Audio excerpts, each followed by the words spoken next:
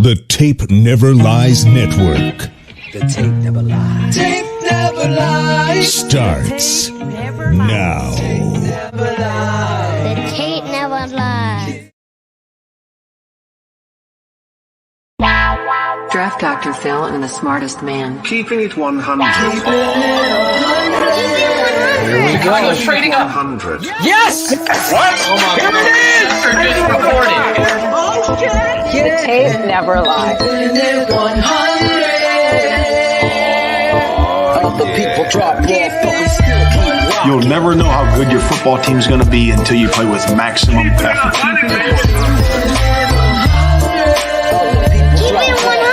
Keeping it 100. Open competition over the North and never give it back. Smartest man. My Chicago Bears select Justin Fields, quarterback, Ohio State.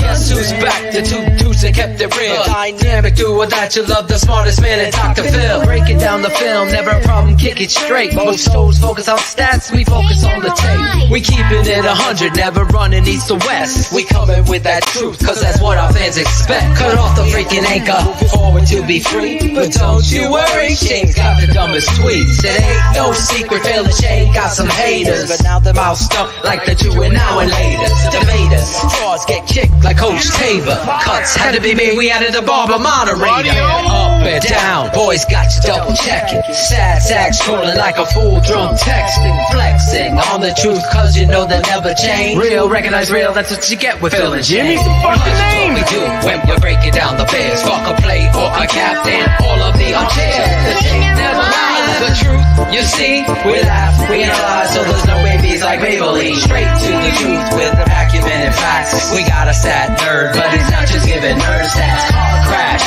big impact like Trick Sack. Every Wednesday night you got the smartest man and Phil back. Now we know you're smiling like a fat kid with fun dip. We're back better than ever and we keeping it 100. Keep it 100. Draft Dr. Phil and the smartest man. Justin Fields gets outside the pocket, puts that ball perfectly where only Mooney can get it. 1 point, 2 feet. Draft Dr. Phil and the smartest man. Keeping it 100, baby. Keeping it 100. Draft Dr. Phil and the smartest man. Keeping it 100, baby. Keep it 100. Keeping it 100. Bears never lies. Yeah, exactly. Oh, what's up, TTNL family? It's your girl, Lady Bear. Real name Cherie, but y'all can call me Lady Bear. We got a fun show for y'all tonight. We got Adam Rank coming on from the Sick Podcast. You know, he's a very, very close friend of the show, so we got him coming in.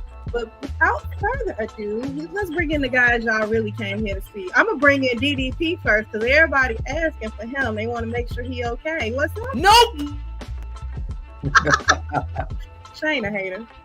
Hey, I'm back. Yep, back How you from feeling? COVID. Welcome back. How I'm How you feeling, I don't know if COVID hit me worse or the Chicago Bears hit me worse. That's my rant. I haven't been able to say my piece, so I'm gonna get into that when we get Shane out here. I gotta set the record straight because let's go ahead and bring your partner right away out the gate too. Yeah, let's bring him out. Unless that dragon was fucking a goat. Whoa, that's quite the intro. Thank you, Cherie. Oh, welcome back. We back. We back. We're together again. Yeah. Got the band back together. About 98%. Getting there. Keep coughing up that phlegm. Just comes out of nowhere. Yum. Glad you're back. Keep it on your side. Loose phlegm, I call it. I want to thank all of you fans that reached out and honestly shared your positive energy. Shane and I have been big advocates of energy. You know, I'm not go to church guy every Sunday. My church has been the Chicago Bears, and it's been kind of a misery. You got the $5 welcome back from our guy Corn Planner. Corn, Sign guy. the guy. No matter what Wendy says, we loved your sign, Corn. Yeah. I saw her tonight. My son had his first, what do you call it, winter concert. He's playing the drums, Sheree. Oh, okay. On the drums. So is my son. Is he? Drums? Yeah, did they send you home? Send him home with the drum? Yeah, the plastic thing, and he's hitting. Oh no, I got the actual. Got the snare drum. Snare. Yeah, I had to lay down the law because his drum room line right next to his. You have to have a battle of the bands. Yeah, have a battle, drum line battle. I gotta tell you this real quick out the gate. It was hilarious. So I'm at the concert. You know, it's an hour concert. 6:30 it started, so I was home by 7:45. And anyway, you got to pick the kids up after the concert, and the kids were awesome. So I'm walking. I had to use the bathrooms. I'm like, Steph, I'll meet you at the cafeteria. You got to pick the kids up there. And I'm walking towards the caf, and there was like a TTNL moment, Shane. One of Tate's classmates like, Stress Dr. Phil, can I take a picture with you? Here I am. What is wrong with that kid? I go, oh no, you let your son watch the show? He's like, yeah, we love you. We love the Bears. Go Bears. I was like, oh my God. So I'm taking a selfie. And my son's like, who was it? I go, I have no idea. He didn't tell me his name. I was trying to get there. It's crowds of people there. Anyway. It was a funny moment, Shane. Should have asked him who he wanted at quarterback. Oh, it was evident. He was like Caleb Williams as he high-fived me out the way. Told the father, you got a smart kid. Gotta love it. Gotta love it. Gotta love it. We're going to get into the quarterback. That's going to be nonstop quarterback. I got a lot to say about that. It's going to be a long off season. Oh, yeah. And I'm locking in fans as we speak for our quarterback roundtable. Yeah. QB roundtable. Yeah. QB roundtable. Passionate fans only. We don't, when the lights come on, we don't want you shutting up. This is Phil and I take a lot of grief. So now here's your chance. When the lights come on, the music is playing. I can think of names that talk so much shit. Do they actually know the game of football? Probably not. I won't say their names, but I will say their names at some point tonight. It's little Easter eggs.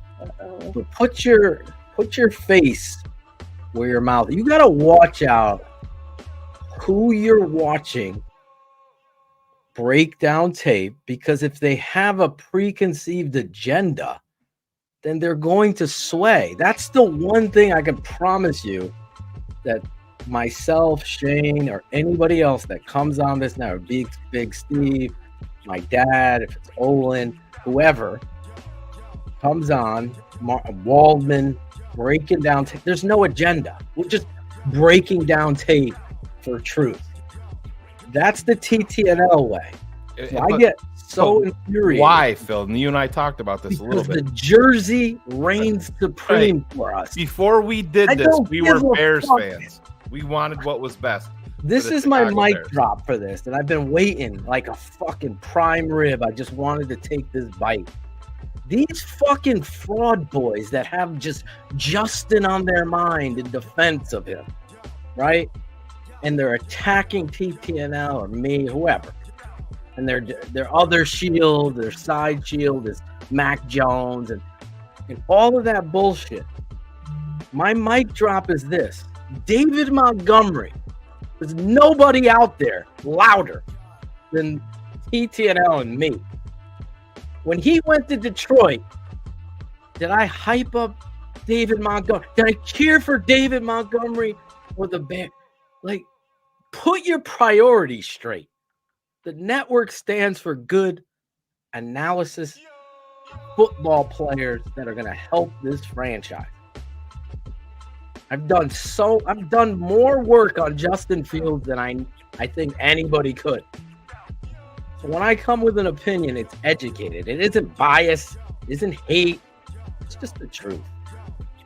And just sitting there as I had to deal with COVID, seeing this, oh my God, it's like a psychotic, I don't even know how to describe it. You're cheering for the player more than the team. And now it's like side separating. Nobody know. You think I don't know what I'm talking about? Okay. Now bring them on the show. I want to hear people's truth. Hear people's truth. I can't wait because I'm going to bring an analysis that comes with truth about all of these quarterbacks. And, you know, I've worked on Caleb Williams since last year. There's audio and video evidence, Shane. I know I'm jumping out the gate, but of us talking about last year, if Caleb was on the board there, I didn't say this about Bryce Young, didn't say it about CJ Stroud. I said if Caleb was in this draft and you're at number 1, you move on from Fields. That's last year. What do you think I'm saying now? No, let's give Justin a year. Let's see what he's doing. Let's see what he can do. And I'm going to tell you what he did. He did the exact same thing he did before. He's inconsistent. Got the same glitches. So if you think it's going to get better and you have a list of excuses, I'll show you there's no excuse. You started out the gate giving me no excuse. You set up the stage for Justin to battle Jordan Love opening day. And what did we see? Saw errors. Couldn't diagnose, can't get rid of the football, dynamic athlete. We saw it. And then that continuously happened. And I want to win. That's it. I'm tired of it.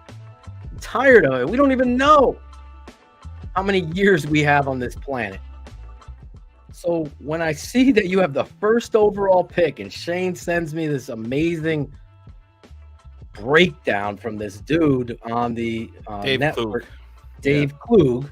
From Football Guys, that's where, you know, Football Guys with Waldman Matt does work Waldman. there. Yep. And there's no arguing that. Like the Bears have lucked into a situation for that. Now, before I get into all the quarterback shit, I got to get this off my chest. This Ryan Poles and the Chicago Bears made the biggest error they could. They have an opportunity, right, sitting in front of them, right? And to move on from Eberflus. We know where I stood. If you consider yourself a fan, you know where I stood. You've obviously know my history with Matt Nagy and the whole story at TTNL. It ain't for clicks. Put that on a t-shirt, Corn. TTNL. It ain't for clicks. It's for the truth. Bears met for, 2.5 days to figure out what they were going to do. Do you think they were meeting because they want to figure out the quarterback? No. They wanted to they're debating back and forth about what they're going to do with the staff. And if Kevin Warren don't like Matt Eberflus, didn't want him here. That's according to 2 sources I trust.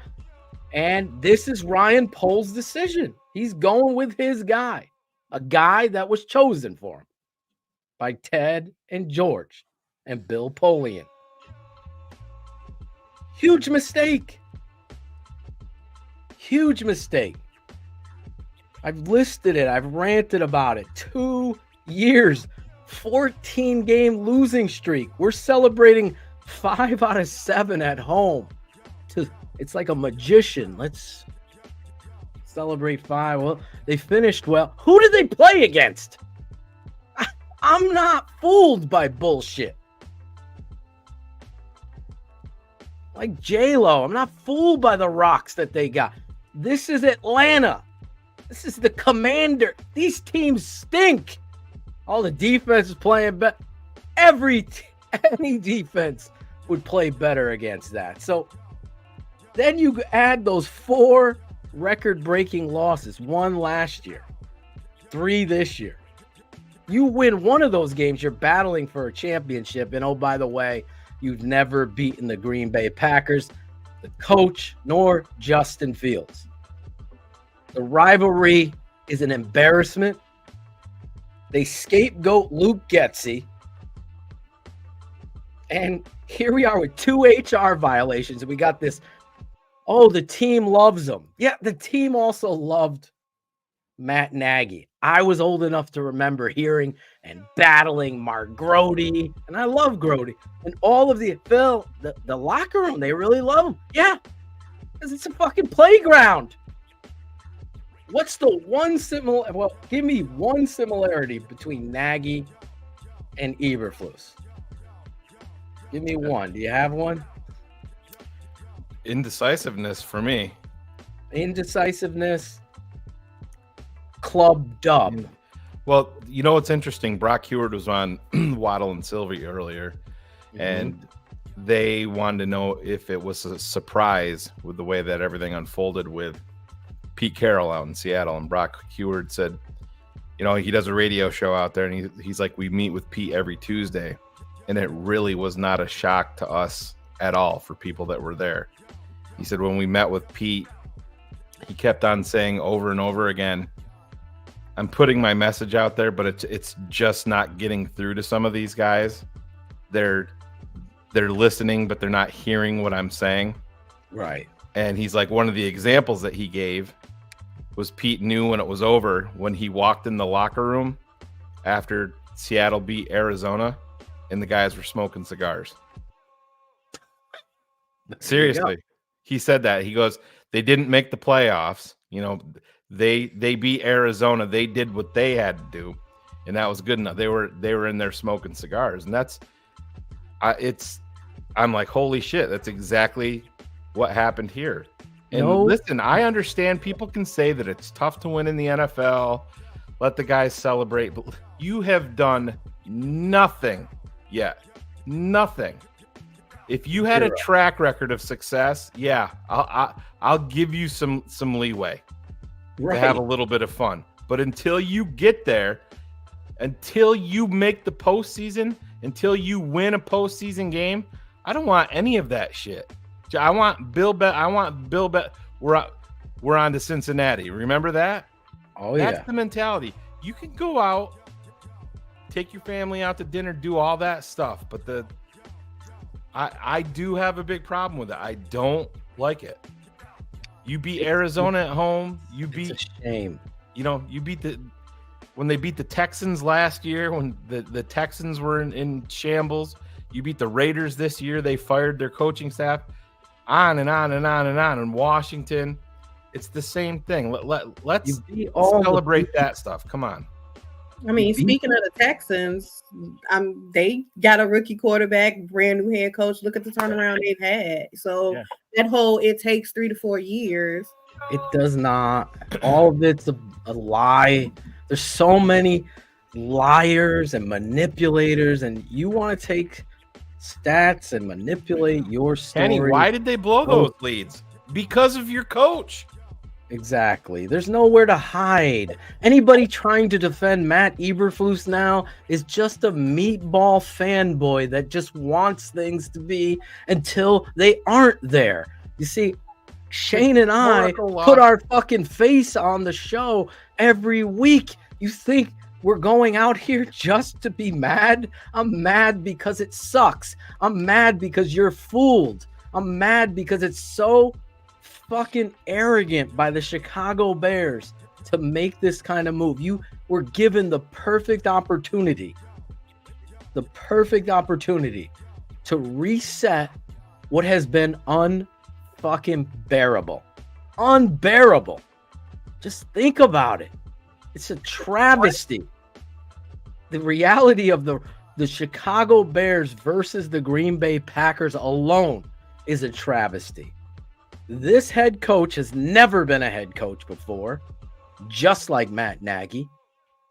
He's a defensive coordinator given the job on the cheap to see if you could, find lightning somewhere. But once the fucking tape comes out and you see the culture that you're preaching doesn't match up with what is on tape, and then you add the cigars and Club Dub and 3 wins, are they tanking? And then, no, we're going to trade that pick. We're going to pass on CJ Stroud. We're going to go into this and test Justin Fields. And it's the same shit of inconsistency where the defense is winning you football games and people are blinded by highlights and big moments that led to another losing season, which ended with an opportunity for you to knock your rival out of the playoffs, and yet you failed to do that as well. Why? Because their quarterback made NFL throws and plays. That's the truth. Where was this defense? Where's the highest paid corner gonna be in the league? He was out. Oh, that's why our corners, why we lost. Come on, be better. Our coach, this is the same coach that kept his offensive line coach, which, by the way, if you're a potential OC, you want to come in and have a great relationship and understanding of the teacher that is your right-hand man, and that's your offensive line coach. To not give the OC the choice, we got everybody banging on the door to get in here. Fuck out of here. No one's banging on the door. People want to work. People want to have a job.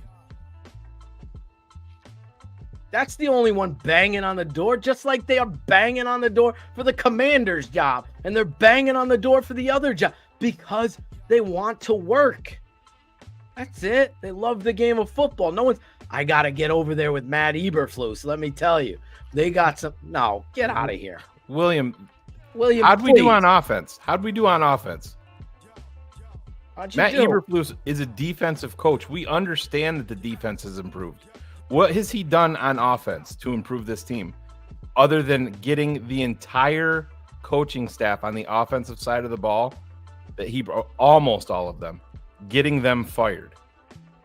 Two guys on his coaching staff. HR issues. Yeah, HR violations. Is the team better overall? Yes. But we played the same game with Matt Nagy. And traded for a better team, just like I said. That's it. Oh, the defense really got better when Tez came in. Well, no shit. Well, no fucking shit. Who told you that? This network. Oh, you need the Holy Trinity: pass rusher, quarterback, left tackle, right? We don't have a left tackle. We don't have a quarterback. Kenny, let me ask you this: if you start a business and you're the owner, don't even answer. And you bring in 10 people, 10 employees that you hired, and they're all inept at their job, and your business fails. Yes, it's on the people that you brought in, but you know who enemy number one is? You are, Kenny, because you hired them. And if you had 2 of them removed for HR violations in the middle of your busy season, then that's another check mark against you, Kenny. People just need to stop moving the goalposts. It's happening at quarterback. It's happening with the coaching staff.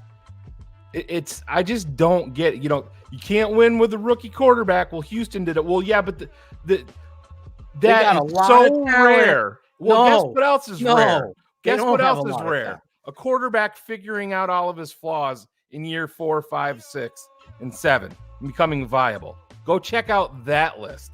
Go watch Carr's Keys. Carr's provided it to you. It's horrific. It's not good. Somebody out there is going to say, what about Steve Young? Great.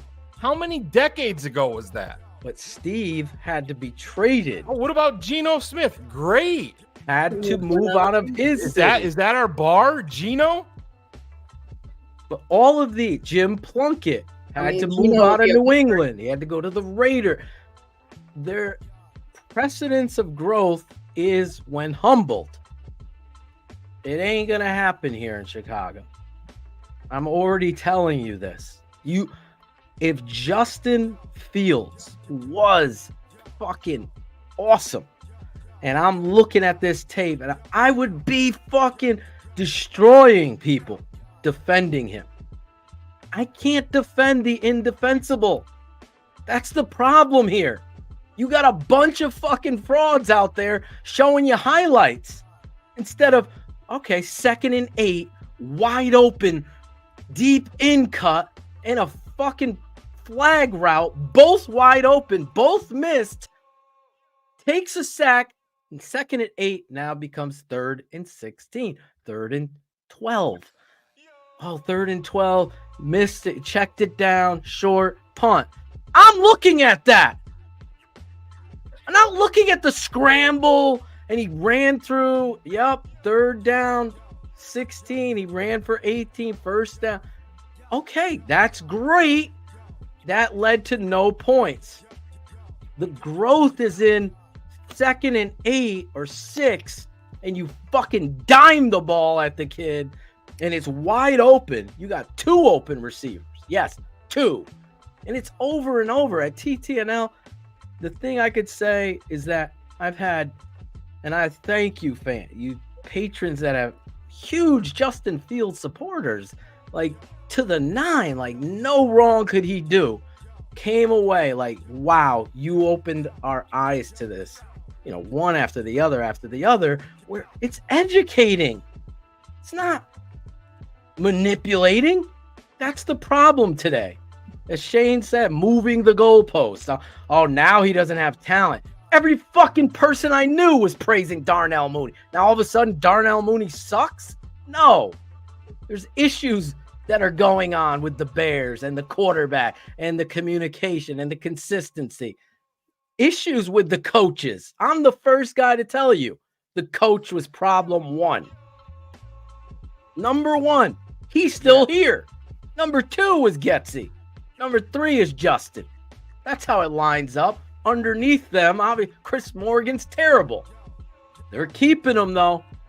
You want to talk about hope? I don't have hope. We're going to be right back here, and Eberflus and Poles will be losing their job next year. Right. Simple. I saw a couple people in the chat bring up Drew Brees, which it's not. Also had to leave the Chargers, by the way. Well, because he shredded his shoulder. That's why. But year 2 in the league, Drew Brees. Drew Brees was also a 2nd-round pick. Right. For 3,200 yards, 17 touchdowns, 16 picks. Year 3, he played in 11 games, 2,100 yards, 11 touchdowns, 15 picks. Year 4 in San Diego, 3,100 yards, 27 touchdowns, 7 picks. Year 5 in San Diego, 3,500 yards, 24 touchdowns, 15 picks. Yeah, so again, your comp doesn't hold water. There's no comp. Honestly, Cherie, you obviously aren't grabbing tape, watching it, breaking it down. You're a fan. You're a fan. You started as a fan of us. You've become a part of the show. You're an amazing person. And one thing I could say is the integrity that you carry yourself with is commendable on so many levels. But if I'm looking at Drew Brees, the quarterback, and Justin Fields, the quarterback, I find probably one similarity between the two of them. One that I could think of, and it's they're both quarterbacks. That's where it ends. I was wondering where you was going with that. There's no comparison. Tom Brady and Michael Vick, are they comparable? No, they're both quarterback. That's it. There's several ways to play the position, but everyone that's saying we're improving, honestly, week 18 negated everything, all the progress that we saw. Week 18 looked like week 1. I don't see the difference. You gave up less points. That's the biggest difference. 17-9. Did that game look like 17-9 no, to you not guys? at all. Honestly, to a man. to a man, did that game look like 17-9? No. No. Honestly, in the chat, did it look like 17? No, you look like you got fucking boat race. You have Shane and I know Cars has all talked about people that I respect in the league. I talked to some offensive coordinators in college that work with quarterbacks this week while I was sick. I have so much time on my hands. I'm calling everybody.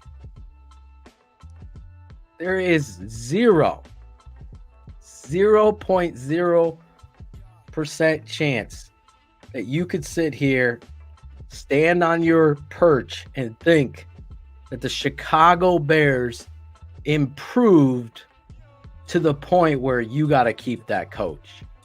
This quarterback, you can't lose that. You are just a fan of the quarterback. I had a guy reach out, listen, they draft Caleb.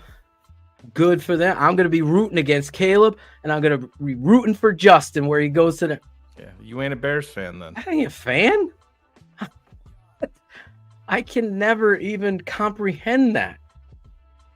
If they draft fucking the Tulane quarterback for the Chicago Bears, just Tyson Bagent was in there. I'm rooting for Tyson Bagent and the Bears. As hard as it was to watch Mike Glennon, I was rooting for Mike Glennon. Prove me wrong, big dog. That's the world we're living in. We're going to just fantasy football this shit.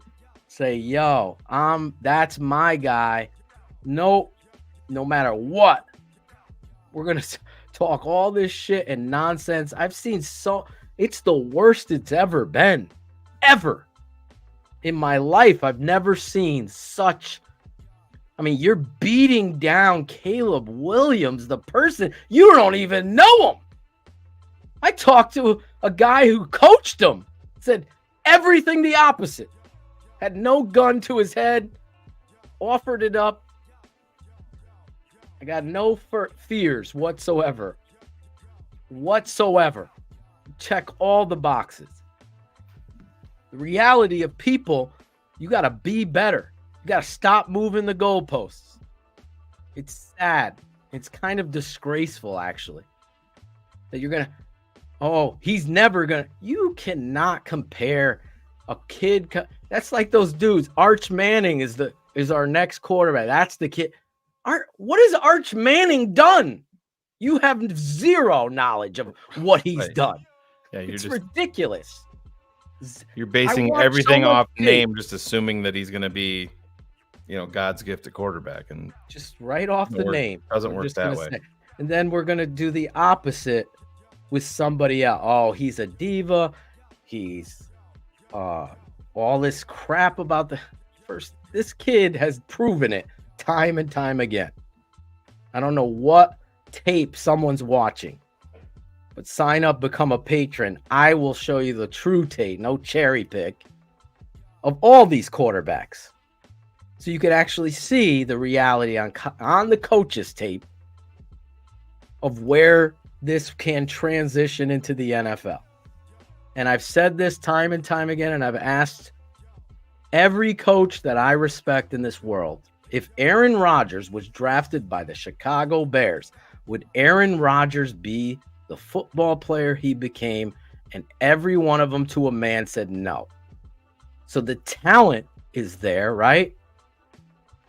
No doubt. The coaching has not been there. So that gets me infuriated twofold here, because the coaching hasn't been here.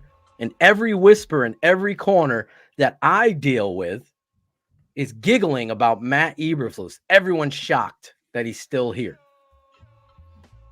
including me. I was more disappointed because Shane had been preparing me for it. I was jaw drop with COVID and I was dying. But he's there. What can I do? Now I got to root for Matt Eberflus. I hope he gets the OC right. But I'll tell you this. I'll say this for the fucking record, just like I did for the patrons. You can't, trade the number one pick for more players And there's one choice. It's called sprint to the podium, and you take Caleb Williams, and you take a swing at a franchise quarterback. That's what you do. And then everything else goes from there. Because the Chicago Bears have been, despite what you want to say or believe or hate or yell or point fingers or attack people or be nasty to everybody, there's no hate here. There's only tape. Justin has been consistently inconsistent. That's it. And it ain't going to get better. We're too far into it. He could have a Steve Young, a Jim Plunkett, a Jeff Garcia, all these names. You could throw them all out. He can have that, but it won't be here. So you have to swing for the home run. And let me tell you this. Best quarterback I've scouted since Andrew Luck. I've said it before, but I want it for the record. And I was on our guest show weeks ago. This isn't, recency stuff. Right before the Green Bay Chicago game with Carmen and my brother from another. I said it right there. Justin gone, traded, Caleb Williams, and fire Eberflus. They didn't do Eberflus. They better draft Caleb. It's my mini rant. Anyway, our guys 37 here, minutes later. Hey, I was gone. I had to make up. I got to fire people up. I don't want there to be any hiding. I don't flip-flop. There won't be, come April. Hey, guys, guess what? Darnell Wright, he's my number one tackle. I said it 4 hours before the draft. I don't do that shit. Some people I know do that. Not this guy, though. Let's bring out our guest. You know him. He's a brother. He's such a funny, at this moment, the king of analogies. The king, this guy is the anti-Kyle Brandt. He will never go out there and wear a Tampa Bay Bucks jersey this weekend, rooting for the Bucks. He'll root for the Bucks by saying, "Go Bucks," wearing a Bears jersey, because he's a real fan and he's the real deal. Let's bring him out. You know him from the NFL Network and my guy from the Sick Podcast, Mr. Adam Rank. Where is he? Bring him out. Right here. There he right is. here. What the fuck? Was that a I told Sammy I'd cuss right out of the gate. I had to get that because I don't do it on my own show. I don't know why. I just don't. I feel like for Sammy's sensitive ears, I don't want to do it. There's so many things to unpack because I feel like the Darnell Wright thing, is that a shot at me? No. Is that some, because I went back to look at my mock draft with a twist from last year to see, like, hey, where was I? Like, was I on board? And I went to go see. I think I had Darnell Wright, and it's not a predictions piece. It's a what teams should do piece. Yes. And for the Bears, for the Bears, I had Jackson Smith and Jigba, who turned out he was okay. I think him and Darnell. I think he was okay. The team that took Darnell Wright, which I think was Miami, who I suggested, it was all about Brian Baldinger telling me before the draft that Darnell Wright was his favorite tackle coming into the thing. So that was a big. So I was on board when the Bears were locked in on him. I was on board with it. I was on board with not taking Jalen Carter because I'm like, if the Seahawks and the Lions are saying no, then that's two coaches who I trust, or at least I feel like did a proper evaluation, who are like, yeah, we're good. And now it's so funny to me because Philadelphia, when they drafted Jalen Carter, they're like, hey, this is the organization that'll keep him in check. Yeah. And you're like, yeah, your coach looks like a fucking lunatic. And he's out there. And, the whole thing of it is like, yeah, I don't know. I don't know if that's going to be good for him. And he ended up like slowing way down, not as productive towards the end of the season. I don't know if he hit a rookie wall or if he was, whatever happened. That's who he's been, though, Adam. We talked about it. I mean, they had to They couldn't even get the kid to practice at Georgia. Yeah, every week. And that's a massive red flag. And now the fun starts for Philly and Jalen Carter, because now this is when you have to worry about him, when there's no football. Absolutely. And so I think that for anybody who questions Ryan Poles and wants to say, yeah, what is he doing? Why did he pass? I'm like, I don't know. I know that Chase Claypool's gonna live there in infamy for a long time. He's had I think that's every GM. Everybody, if you think about this, if you're a good enough organization, you overcome, because nobody talks about when you talk about the 49ers, they also didn't draft Patrick Mahomes. They never talk about that. Right. Never is brought up. They moved down 2 to 3. Imagine if the 49ers had taken Patrick Mahomes after we took Trubisky. The victory laps you would be doing forever, for eternity. So they also didn't draft Patrick Mahomes. They traded up for Trey Lance, and yet they still go on. And they don't sit there when Brock Purdy, this is the thing that always bothers me, is that anytime hey, DJ Moore, what a great season. Fucking Chase Claypool. What about that? Why? So should I be there? Should every time somebody's hey, Brock Purdy, what about hey, Trey Lance? What about Trey? What, fuck off? Brock Purdy can't be good because you drafted it's only the Bears that has to put up with this shit year in and year out. And that's why I fear whatever happens, it doesn't matter. And I had Sean Merriman on today, and we were talking about this because I use this analogy with you when you and Carmen were on. It's hey, it's a very much a similar situation to the Chargers back when they had Breeze, then they drafted Eli, which they flipped for Phillip Rivers. Should they have drafted Larry Fitzgerald and gone at it that way? And it sort of worked out for both sides, I guess you could say. I mean, I don't think it was Phillip Rivers' fault that they didn't win a Super Bowl. More so Marlon McCree. But I really I don't know. It doesn't matter. Caleb Williams can come in and it doesn't matter. Let's say we go with Caleb Williams and we trade Justin Fields to Atlanta, who's being coached. I can already see it. Because I know how these fucking networks work. They will, if we draft Caleb Williams week 1 at fucking Green Bay, prime time, and then they're gonna give whatever team has Justin Fields the cuppiest cake of cupcakes. They'll play the Panthers. I don't care who it is. If he goes to Atlanta, they're playing the Panthers.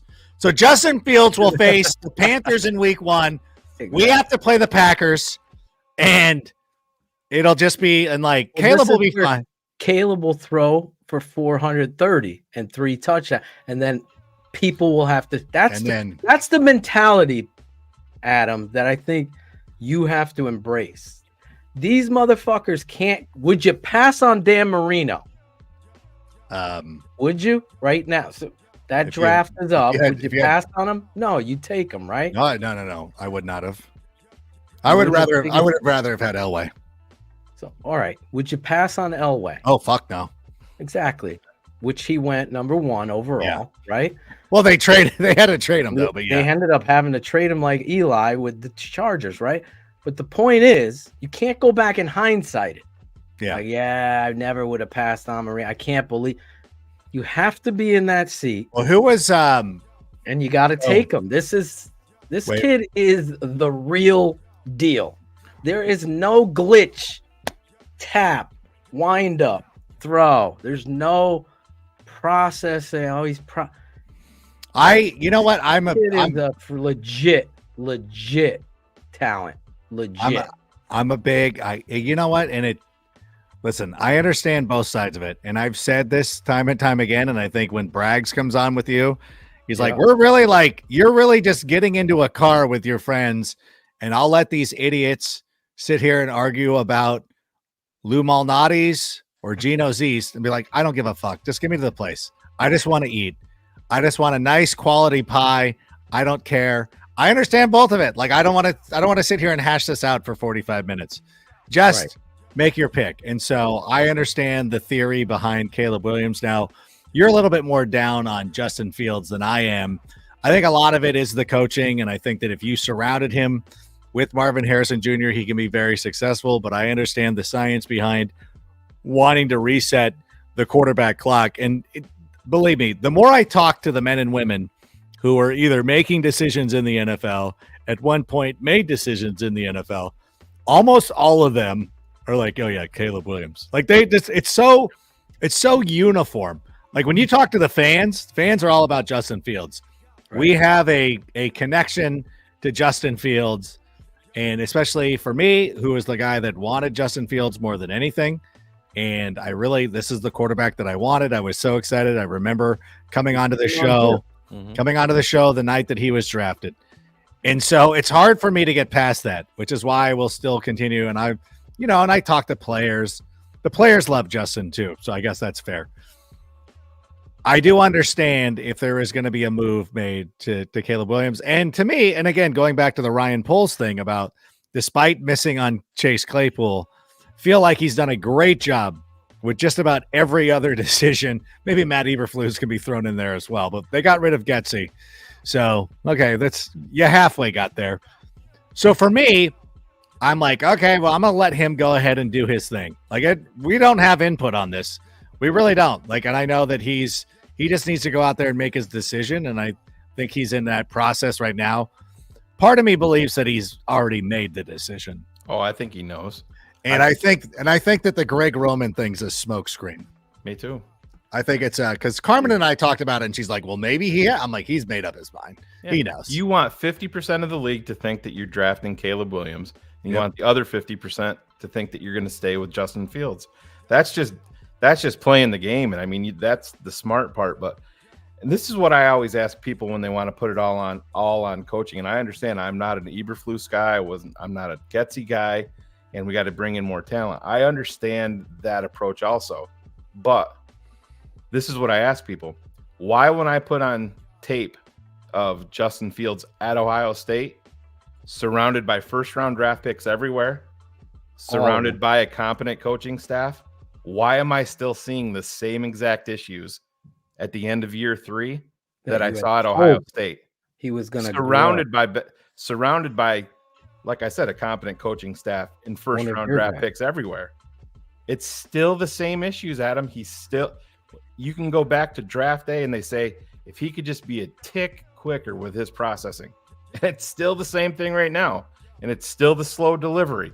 And it's still see it, won't rip it, flush out of the pocket, and then try to go big game hunting down the field or whatever. That's my biggest rebuttal to that. And does that get better in year 5 or year 4, year 5, year 6? That's a very, very small chance. I think he's going to be a very good quarterback, and he's going to be wildly inconsistent, just like we've seen here, no matter where he is. That's my take. Yeah, I believe that there's a lot of quarterbacks who still have issues. I mean, you're looking at Josh Allen. Like, Josh Allen gets celebrated for all this stuff. Like, people love it. Like, it's whimsical. Like, oh, he's like a gazelle out there just doing these things. And I'm like, well, yeah, I mean, like, I watch Justin Fields do this stuff all the time too. And some of it is going to be instinctual.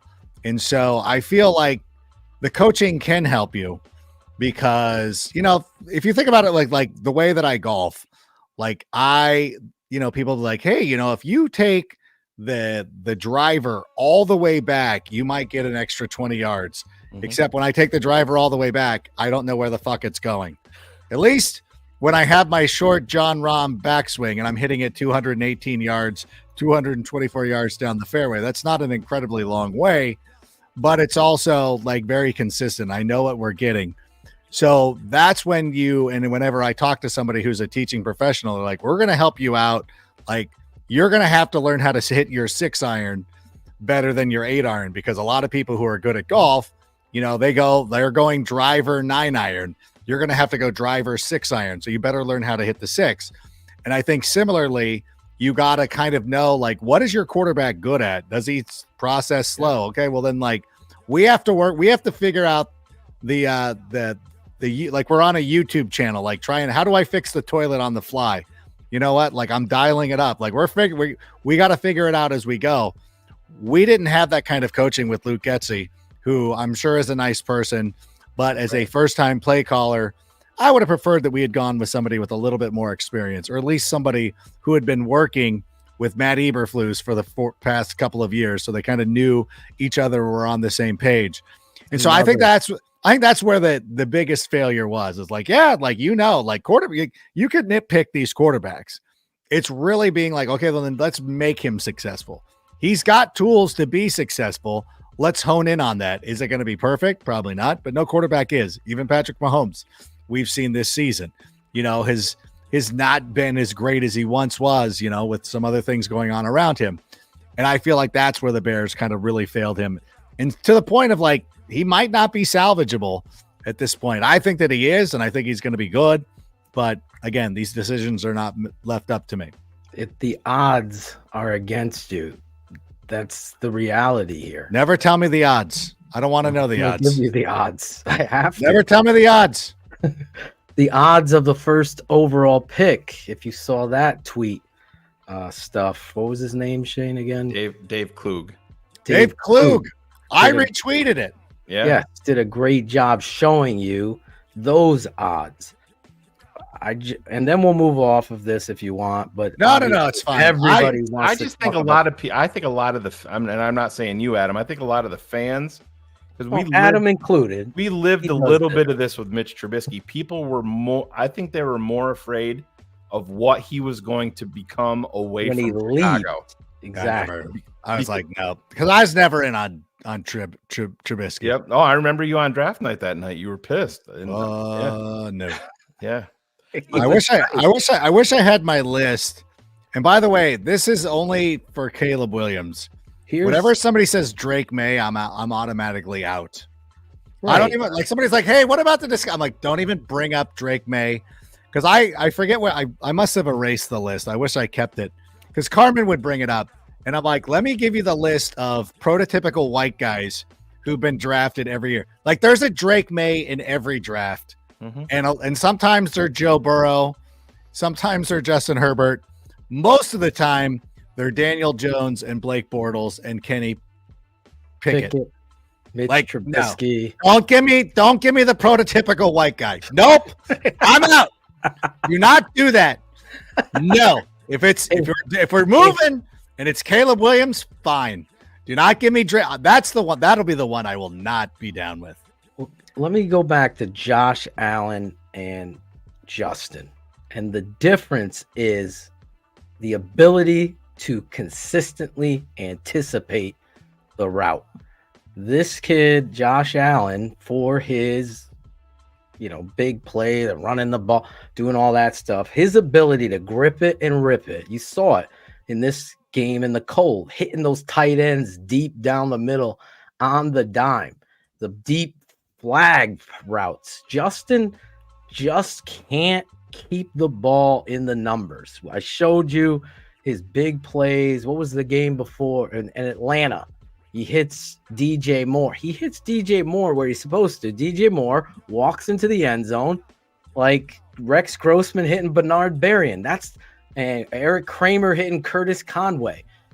You're throwing the ball to the numbers. Justin throws it outside the numbers, tracking over his head. Not once, not twice. It consistently happens.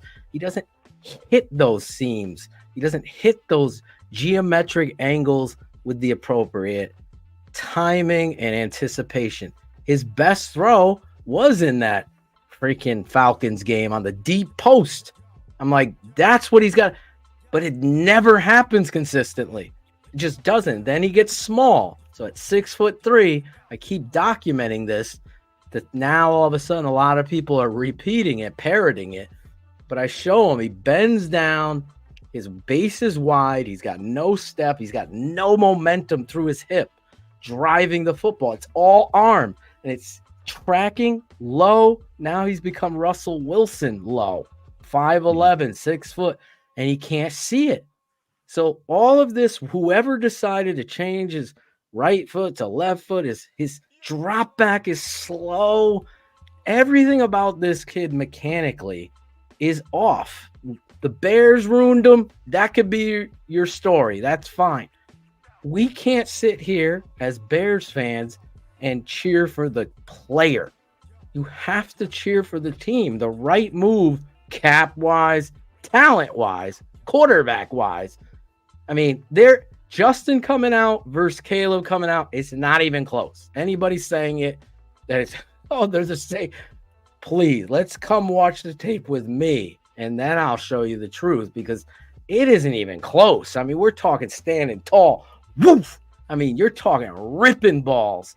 Even at Oklahoma, it's just like, this is Dan Marino. Like, this is Aaron Rodgers and Patrick Mahomes. That kind of talent. This isn't somebody sent me a comp. I think Shane might have, as a joke, just to fire me up. It's his comp is Kyler Murray.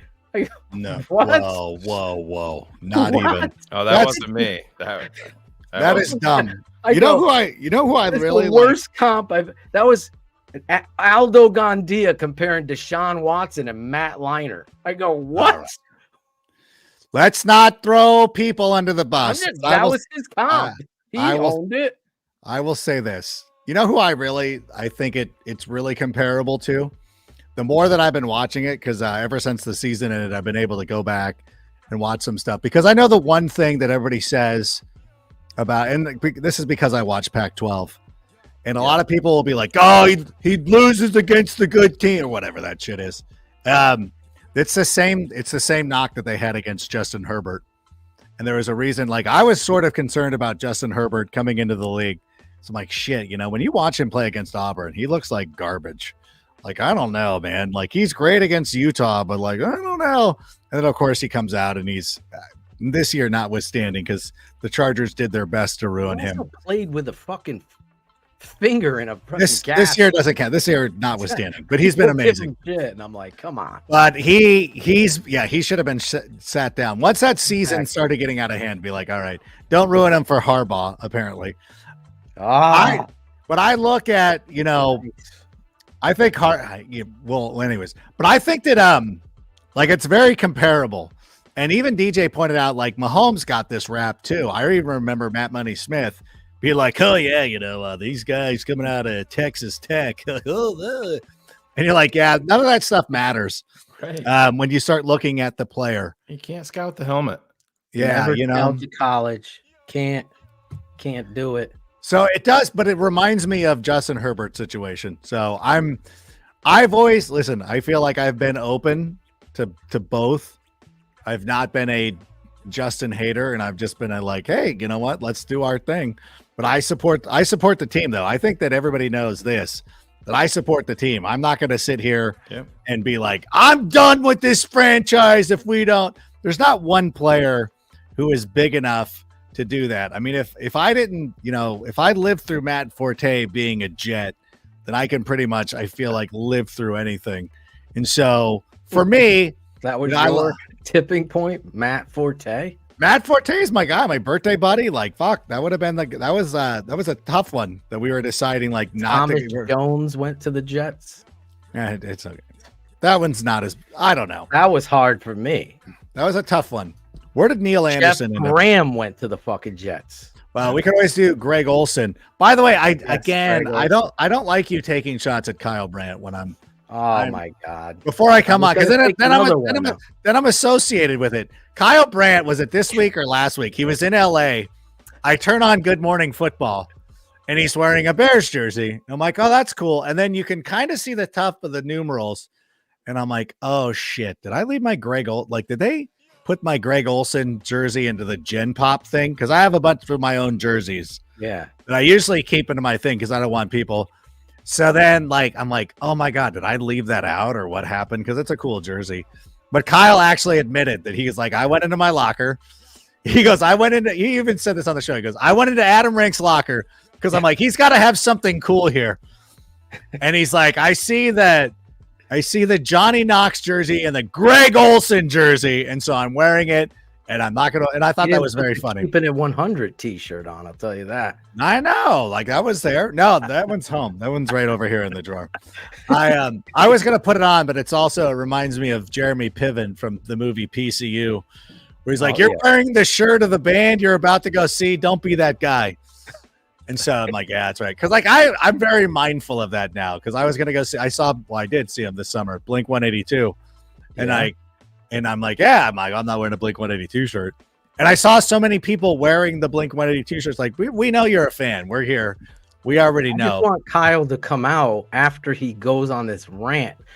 You're gonna be legendary. This is your moment. Well, Justin blew the moment. Talk about it.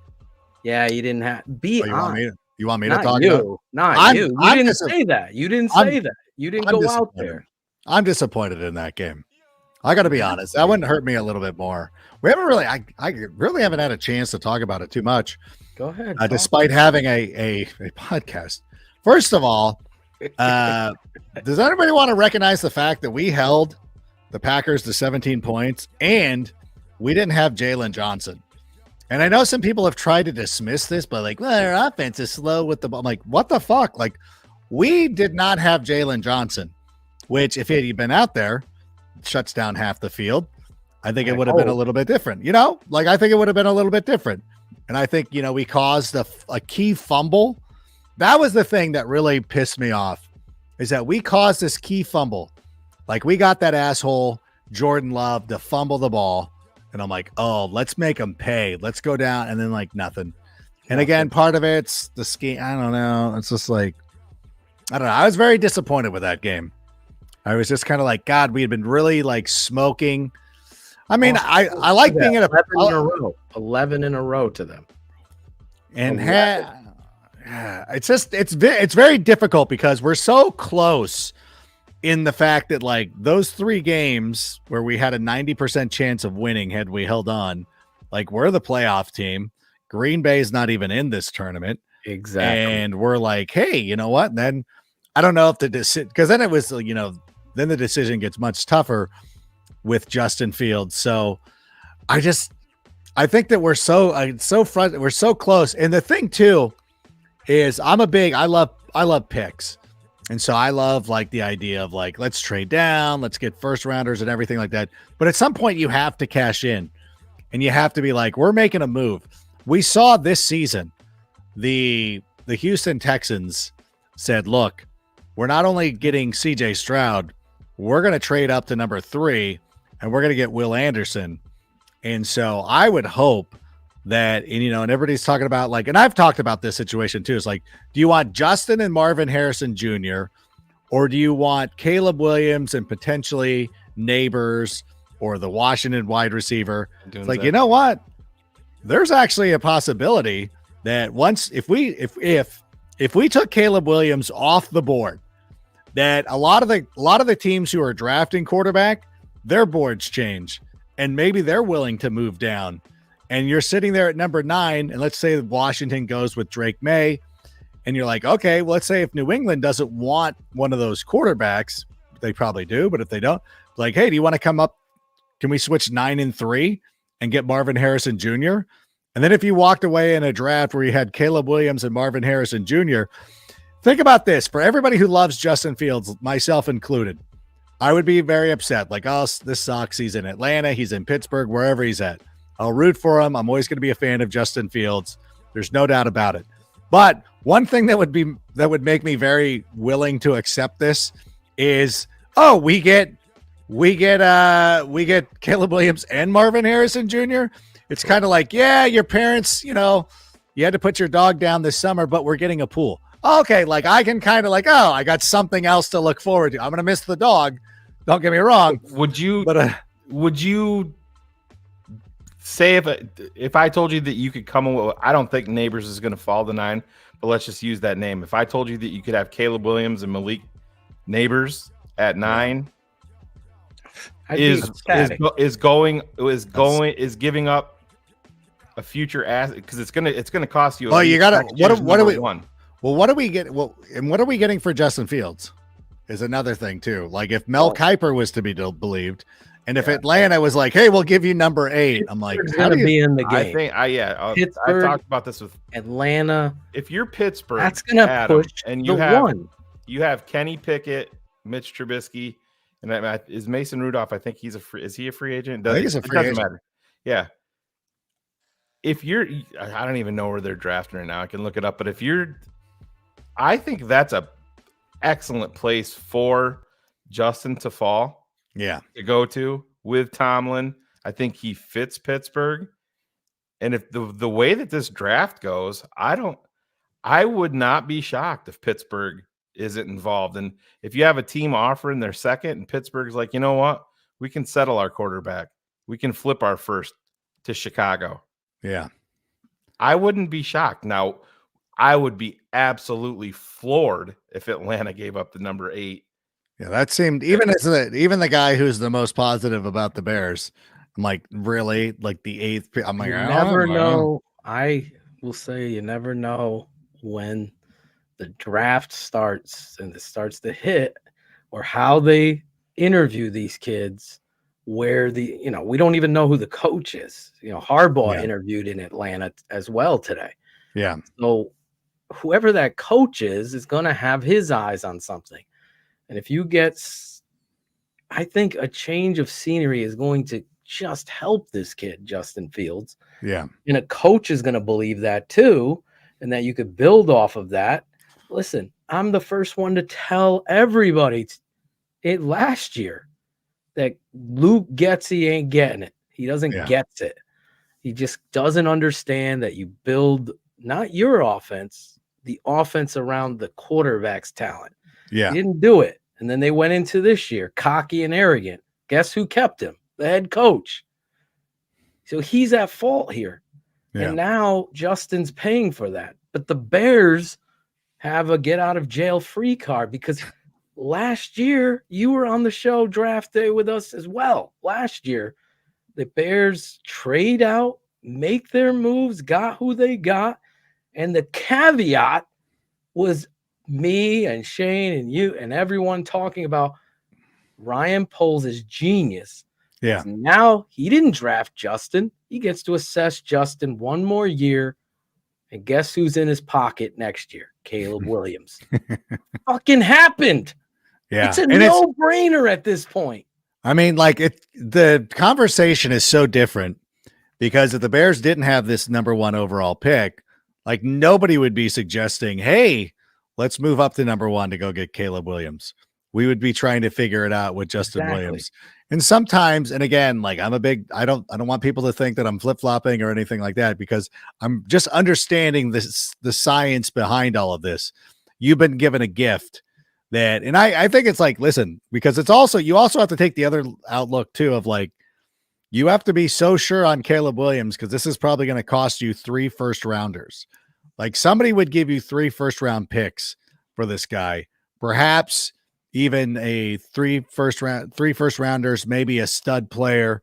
I threw out as a, for instance, like what if Atlanta was willing to offer a deal similar to what the Panthers did last year, but instead of DJ Moore, it's Kyle Pitts, which I gave up after about 10 fucking minutes of trying to explain to people that you can have 2 goddamn tight ends on the field at the same time. Guys, we're Cole Kmet. Like, no, fuck. I understand.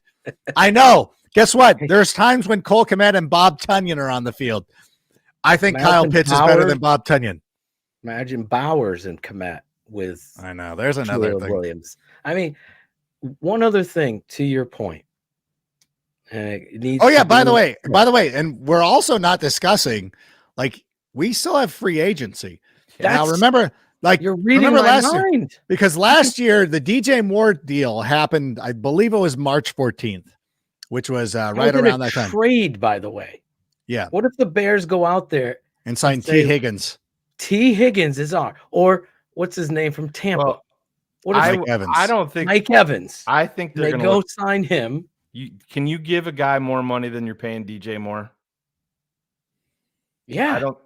Yeah, you can. I don't think so. Yeah, you can. You're like, by rule?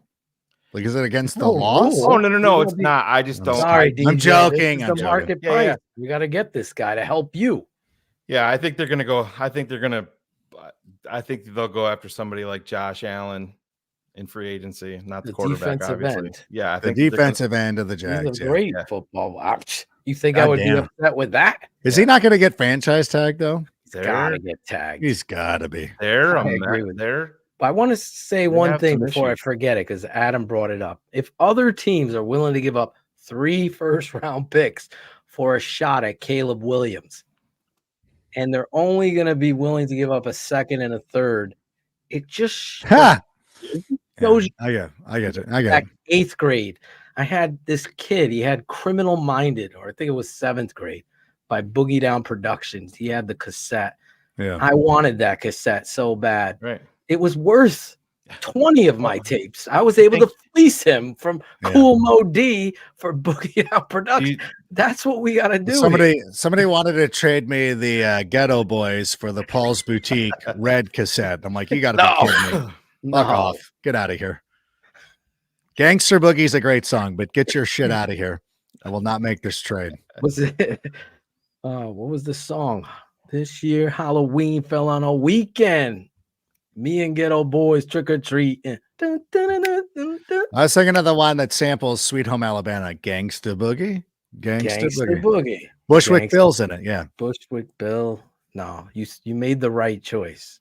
Oh, someone's gonna argue with you though. Oh, I'm sure of it. I got. I was already. Boutique is a hidden gem. Yeah, when you go cover to, by the way, the vinyl that's up there is a Paul's Boutique vinyl, not original. It's a reprint. I'm not going to front because I had the red cassette, which I wish I knew. It was probably in somebody's Acura right now. Awful decision keeping Paul's Boutique. Oh wait, awful decision. My mind's playing tricks on me. That was thank you, EJ. There it is. Yeah. No, EJ. Awful decision keeping. You knew EJ was going to come through. EJ comes through most of the time. Shane has told me EJ's getting too fiery about Justin Fields and Keepin Fields, right? Is that EJ? No, EJ loved EJ's team Fields. Okay. Most of our fans are. Like we are, like I'm team Fields. You're not gonna be team Phil for 99 days. Listen, I understand where you're coming from. And it's like, yeah, okay, yeah, I get it. Yep. I'm sure like when David Caruso was talking about leaving NYPD Blue to go make some dog shit movies, you're like, okay, yeah, I see what you're saying. But it's a dumb I'm not saying it's a dumb decision. He made a lot of money. I'm gonna still root for the Bears. And I'm trying to get my mind right. Always going to root for the Bears. Because if on March 15th, they're like, well, Justin Fields has been traded to Bill Belichick and the Atlanta Falcons for the 8th overall pick. You're like, all right. If we had 1, 8, and 9. What would you do then? 1, 8, and 9. You're going Caleb. You're going like Roma Dunze and Dallas Turner. Yeah. Yeah. Oh, God, yeah. That would be a great fucking draft. Kerry Cadigan. Yes. I was sent Dave Kaplan's. Yeah. Why are we afraid to be great? Rant. We can't be. Shane and I have said this. I've said Chicago can't have nice things. You can't be afraid to be great. You got to swing at this plate, man. This is the one. I've been saying that. I put my name to it. I get it. This is the best one since Andrew Luck, and I would take him over Luck. I know some people said they would take him over Peyton Manning. This is an elite talent that's done it since his. I get it. Listen, I understand. Listen, I was playing number 2 at Meadowlark the other day, and my friend's like, I'm pulling out the fucking driver and I'm going for the green, and he hit the green, and he 2-putted for a birdie, which I was very proud of him. I pulled out a 6-iron, and I was about 100, about a buck out. Then I pulled out my 50-degree, hit it about 6 feet from the pin, and got a birdie. And I'm like, listen, we both got here. That's right. Doing our own thing. And I think that there's two ways to make a correct decision here. And I'm not gonna stand on a tee box and argue. And I don't want to engage too much into this because it's leading to too much nastiness of hey, like, because again, like Phil, like I understand, like you're like, hey, this makes sense. Like, and again, like a lot of team personnel people, men and women who have either made decisions, will be making decisions, or at some point will be making decisions. They love the science of the Caleb Williams and the draft in the savings on salary cap and resetting the clock. Salary cap and all of that, Adam, is the cherry on top for me. That's the the tape, the talent Well, that was is just next level compared to what you have at quarter. You haven't swung for this kind of talent. You fucked up with Mahomes and Watson. Forget more what more you know so what I'm saying? Mahomes, or excuse me, Yeah. more so Watson. Watson Off the field stuff notwithstanding, that's really Watson- like a dumb. Watson was but a layup. they had Mahomes number 2. They on the had board. Mahomes number 2, according to Josh Lucas, who's come out and said it, and they fucked it up. We know they fucked it. Now you can't hide. I know Mark Potash pushed back on, and good for him, at polls and said, well, CJ Stroud, you had the number 1 pick. You didn't see this talent? Look what he's doing. A rookie team. He's got one fucking player, one guy. Dalton Schultz, good tight end. I like Dalton a lot too. But who knew Nico was going to do what he's doing? Nobody did. No one thought they'd do the. He did. Look at my fantasy rankings. I I was a little upset with Peter Schrager on was it Monday? Should have Tuesday? given you a shout out. Well, because like I gave him credit one time. I'm like, hey, like we were talking. Oh, we were doing the rankings. We were doing the rookie awards. And I'm like, Peter Schrager was also in on Puka Nacua. And then when they were talking about Puka Nacua on the show the other day, Tuesday, I believe it was, I would have been watching it. Nothing like Rank also knew this. He made jokes about fantasy people. He was like, oh, what fantasy? And like, that's the big thing about like, I know that fantasy people get dragged for obvious reasons. Cause like I'll be honest with you. Like there's a lot of times when I have to go do like real football talk sometimes is like, hey, who do you want to talk about in this game? It's like, oh, give me Nico Collins or give me, Isaiah Likely or something like that. Because like, that's what I study more.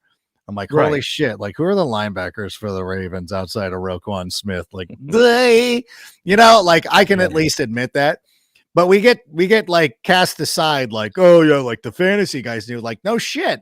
We all knew that Nico Collins was good. We knew that Puka Nacua was good. We knew that Quentin Johnston was garbage. Give us a little bit of credit, but yeah, there is a thing. Cause I really loved CJ Stroud. I thought that was I unearthed the video of my end. I'm like, didn't I fucking say this on Total? I'm like, I did a whole hype video on Total Access. I'm like, you bitches will fucking find that 6-11 Brown shit. Like that's on you save that on your phone. You don't save a video of me saying that CJ Stroud is going to be the fucking best pick in the draft. That you can't condescend to say. And then I feel the same way. There's a guy too who is like, well, for fuck's sake, if you're out there making 100 predictions, one of them's bound to be right. I'm like, well, can't you say that if I make 100 predictions, one's ultimately going to be wrong? Like I can't be 100% correct. Exactly. Like, fuck off. That's like so me with my frustrating. Mac Jones stuff. They always. Oh my God. By the way, Mac Jones, very good during his rookie season. Right. Which would actually good. Which would actually give hope to Justin Fields if he goes to the Falcons with Bill Belichick and he brings back Josh McDaniels. Like Josh McDaniels, Bill Belichick, and Justin Fields with Kyle Pitts, Drake London. They're better to be coordinators. John Robinson. Than coaches. 100%. Eberflus is one of those guys. I know we're just skipping this record. Now we're piling on. He's there, buddy. I'm not piling on. I'm just keeping. I get it. As somebody who's well, hold on. I hope my daughter didn't break this. As somebody who's sitting here holding the AYSO Coach of the Year for Region 143, I can say something about the difference of being a head coach and being a coordinator. I was a shitty coordinator because I don't have the skill. I don't know soccer well enough, but I know people and I know motivation and stuff like that. And there's something about it where Eberflus is so good at like calling plays and doing all that stuff. Like I'm okay at that. Like I'm like, you know what? We need to put her on the corner kicks, but she's got to get her ass back down to play defense. And then this girl, I'm like taking my best players and like I had 3. Why am I talking about this? I'm sorry. I apologize to everybody who wants to sit here and bitch about which audio's not here for the soccer. So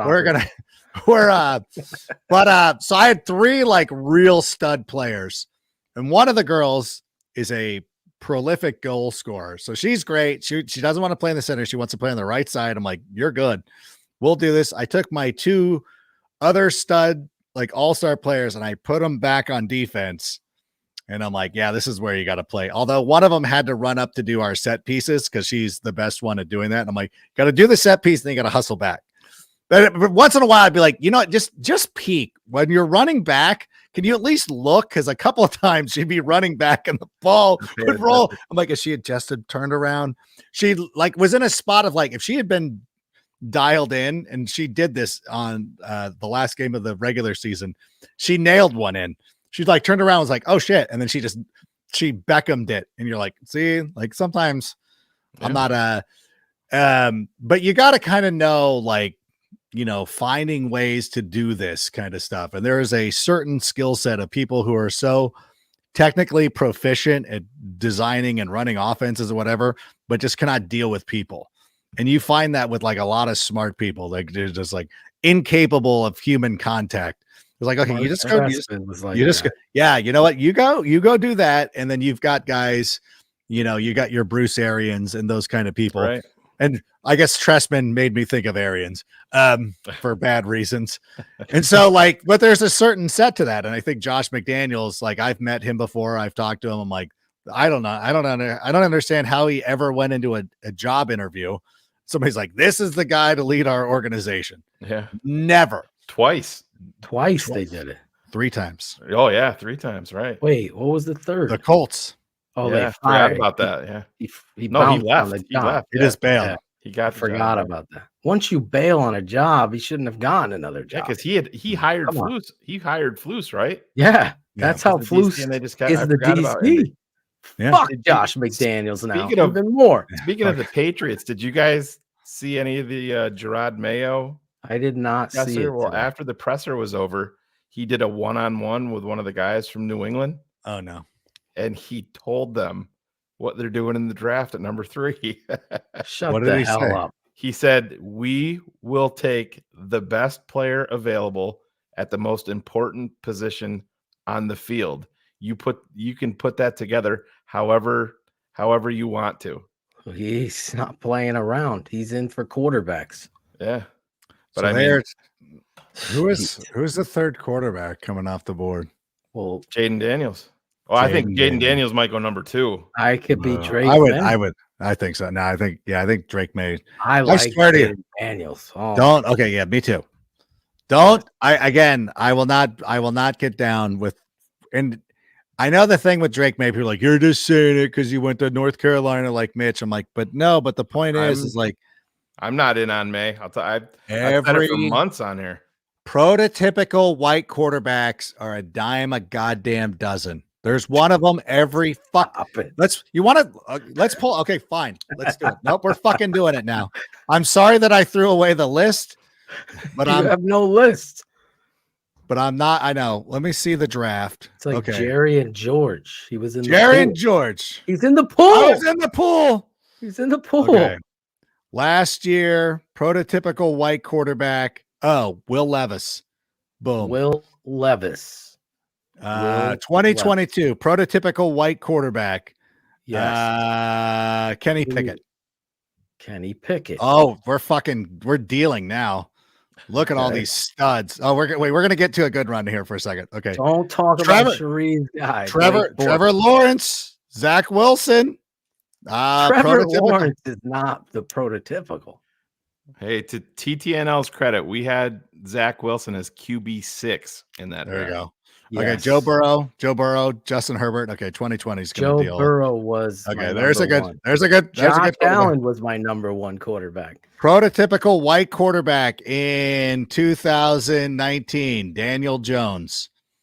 Yay! Yes. Prototypical white quarterback 2018, Baker Mayfield, Sam Darnold. Baker Mayfield starting to earn back some of his credit. To be Sam Darnold. Sam Darnold. Baker there it is. Was more. Yeah, he's short. Yeah, he's not shorter. 2017. We don't need to say who that was. We're all well aware of who that was. Trubisky for those. 2016. Jared Goff, Carson Wentz. Gotta be. Jared Goff doing okay. Carson Wentz, prototypical white guy. Gotta be Carson out of those two. Yeah. 2015, if you'll allow it, I'll say Marcus Mariota, who goes in there. I'm going to say it. I'm going to take some liberties on this just to prove my point. I'm taking some liberties.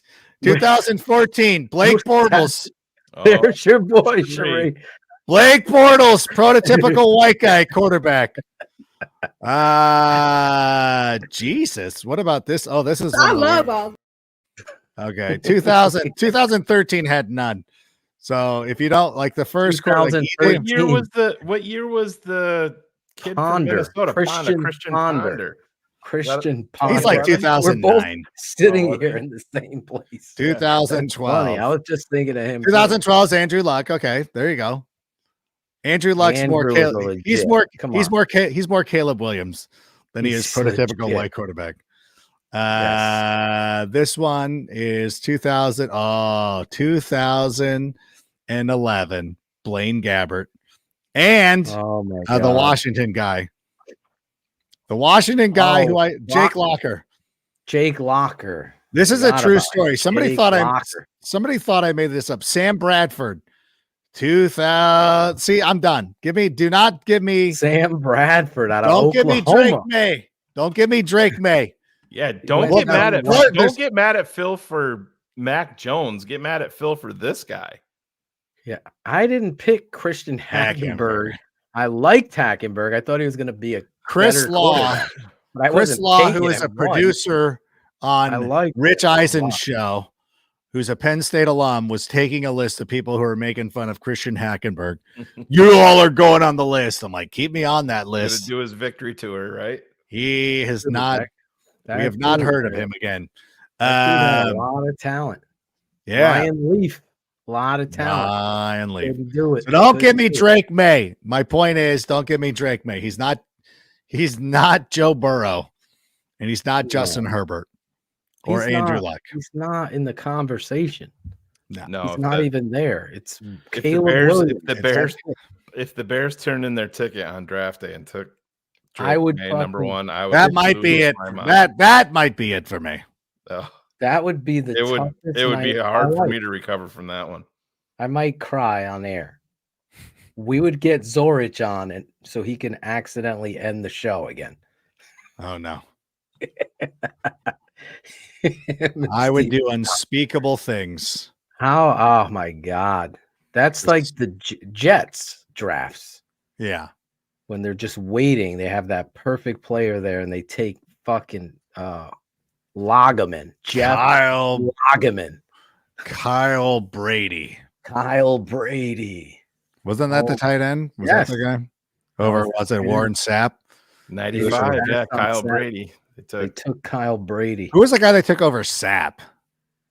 Kyle Brady. That draft. Was that it? Yeah, okay. Yep. What a dumb. That was I remember that was the Eagles traded up for Mike Mamula. Yes, number 3 overall. Right? It's number 7. Who did? Yeah, it was down a little bit. Yeah. Jeff, remember the Jeff Loggeman draft?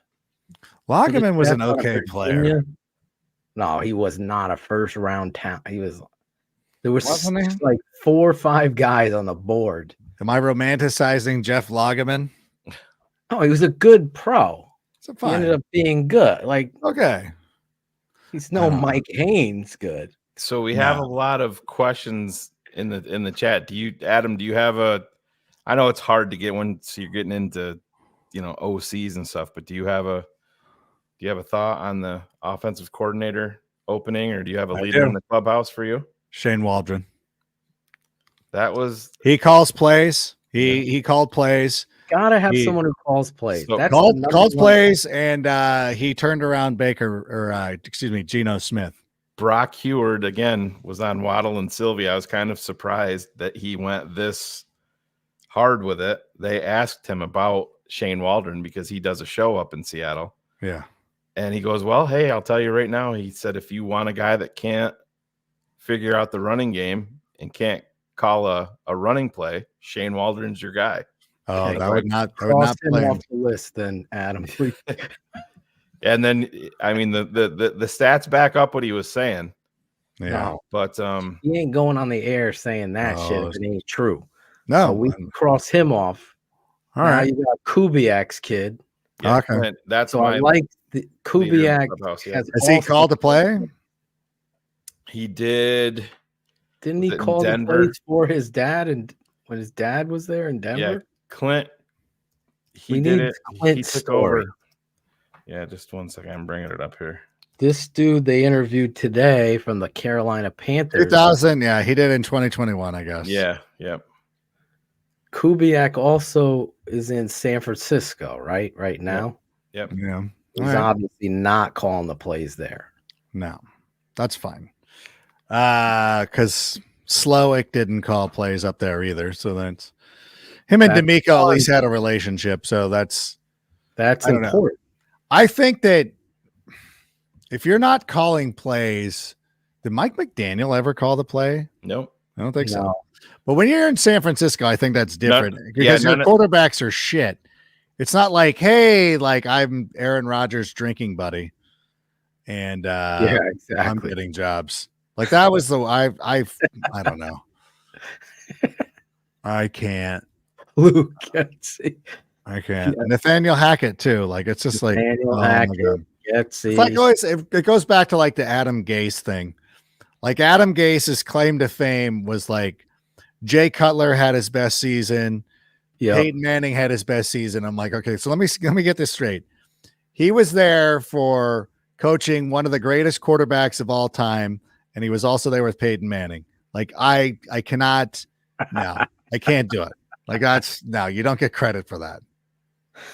I disagree with Cutler and his take, not yours. Cutler's take. Cutler build- wants to build build. around Justin, dude.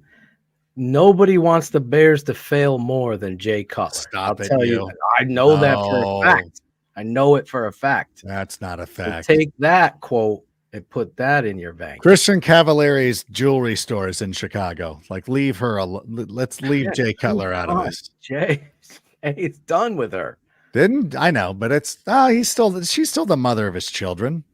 Okay, we know how that works, bro. Come on. We know how that works. All right, fair enough. I could do a whole show on it. Leave shit. With the reality we have with and our guy Kerry Franklin, $10. Oh, Kerry Franklin. Yeah. Kerry throws around the money. He'll Yes. come on to our show. Yes, he We're throwing does. these down. I love Kerry Franklin. Do you think What a it's stud. best for Caleb? That's what we're talking about. I was one of those field supporters. This weekend showed what a good QB could do for his team, i.e., the Buffalo Bills. Wait, I thought you said a good QB. No, Hey. I Josh is a good QB, man. is he? All right. Hell fucking yeah. Justin Fields makes great throws too. Like that's the They're harder to fucking thing. find, I'll tell you that. In critical moments, no. listen, I'm just keeping it 100 on keeping it 100. Yeah. Shout out to Genuinely Faded. The first time I got my hair cut from a female barber. What is wrong with you? Ashley the barber. I gotta shout her out. I promise. Why are you so you can't have a female cut your hair? I've never had one. I didn't say I couldn't. So I've been disrespectful. going to Closest you ever got with Claudio. Yeah. Claudio's. You know what's funny is back when I was getting haircuts on the reg, there was this place down here in the HB, and there was a line out the door for this lady. And it's not like wasn't like she was like some super attractive lady or anything like that. But just, but guys just loved her. And so I would always go in, and there was this guy who would sit there, and he always ended up cutting my hair all the time. And so I'm like, oh yeah, that's cool. Like this guy was pretty cool. His what was his name? Tito? No, Luis. Let's call him Luis. Luis.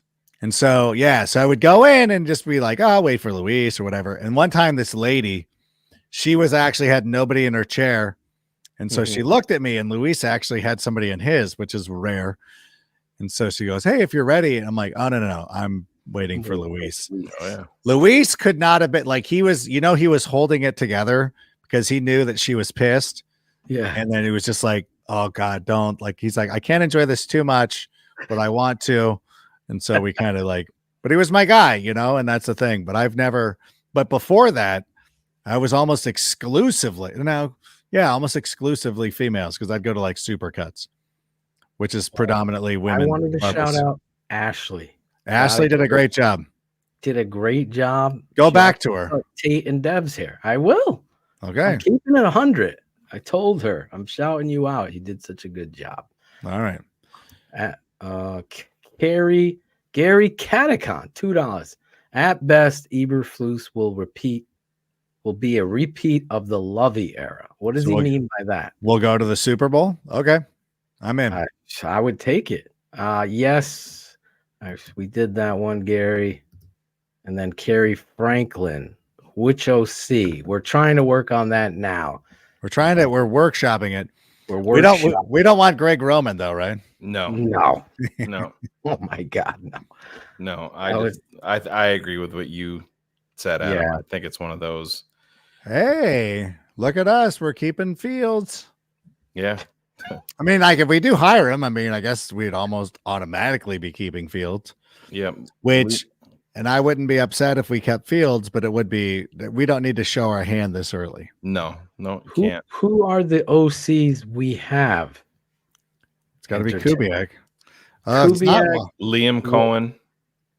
They talked to. Liam Cohen is from where? Well, he was at Kentucky. He was the OC. But he also was in the NFL. Yeah, before. he was with the Rams. Rams. He's under that. He wanted to be able to call plays. So he got the play calling under his belt. He's getting an interview. Yeah. Again, I don't know anything about Liam Cohen. I would just be guessing. I know Kentucky tape. They run their spread stuff. He has some sort of a connection to Caleb Williams. Also, I forget. Yeah. What it is. I love. Listen, I was on the record. Shanahan should have been the guy over Matt Nagy. Greg Olson and Thomas Brown. Thomas Brown. Wait, hold on. Today wasn't I thought that Shanahan was in the cycle of John Fox. That was it. Whenever it was, he's been a head coach for a long time. I'm with you. And the Bears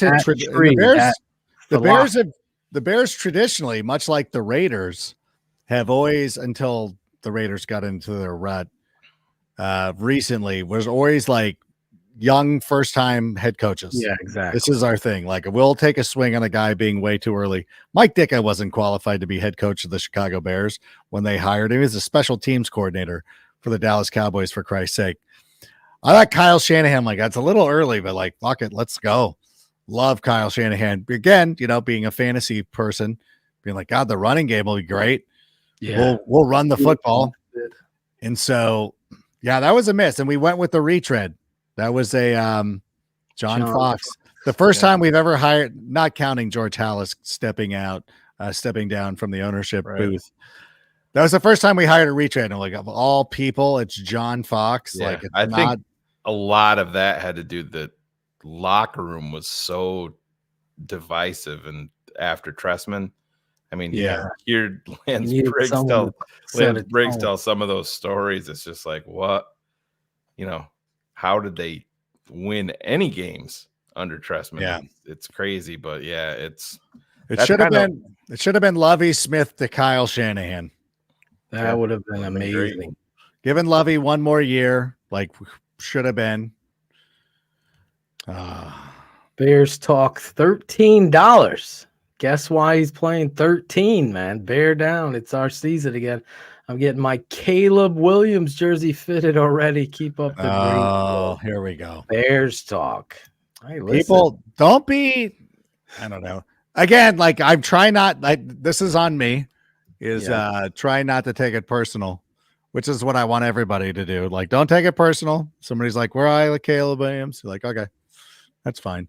It's like Nirvana and Pearl Jam. Like, okay. You like Adam, Nirvana more than Pearl Jam. If you had the GM hat and you checked everything out on Caleb Williams and off the field and leader of men, you were sold on him, and you have the final call. What are you doing at number one? Here's my thing, by the way. Carrie's absolutely right. They do monitor, the NFL does monitor the Sick podcast. Like, they keep a tab on it. Like, it's written into my contract that I can do that show. So I try to keep it a little bit more. I do more hosting, obviously. There's no cursing and all that stuff because I feel like the one episode that the NFL management, I don't want them to be, me talking about kicking Aaron Rodgers in the balls or something. Unless that dragon was fucking a goat. There you go. That's exactly like we try to hold off on that as much as possible. Oh, I love you. I still, you know what? I would have I don't know. It's a cop out. I feel like I'm getting there's 2 minutes left on the clock, by the way. Okay. I'm getting gaslit into like Caleb Williams, it feels like. But I don't know. I still like Justin Fields. I still would have hired a coordinator that would have fit his strengths. And I think that if we could go Marvin Harrison Jr., trade down, still find a way to get a lot of talent, build the super team, because I do believe that if shit doesn't work out with Justin Fields this season, you know what? We'll draft a quarterback next year because we'll get more first round picks out of moving down. And we'd be in a very similar position to where we are right now.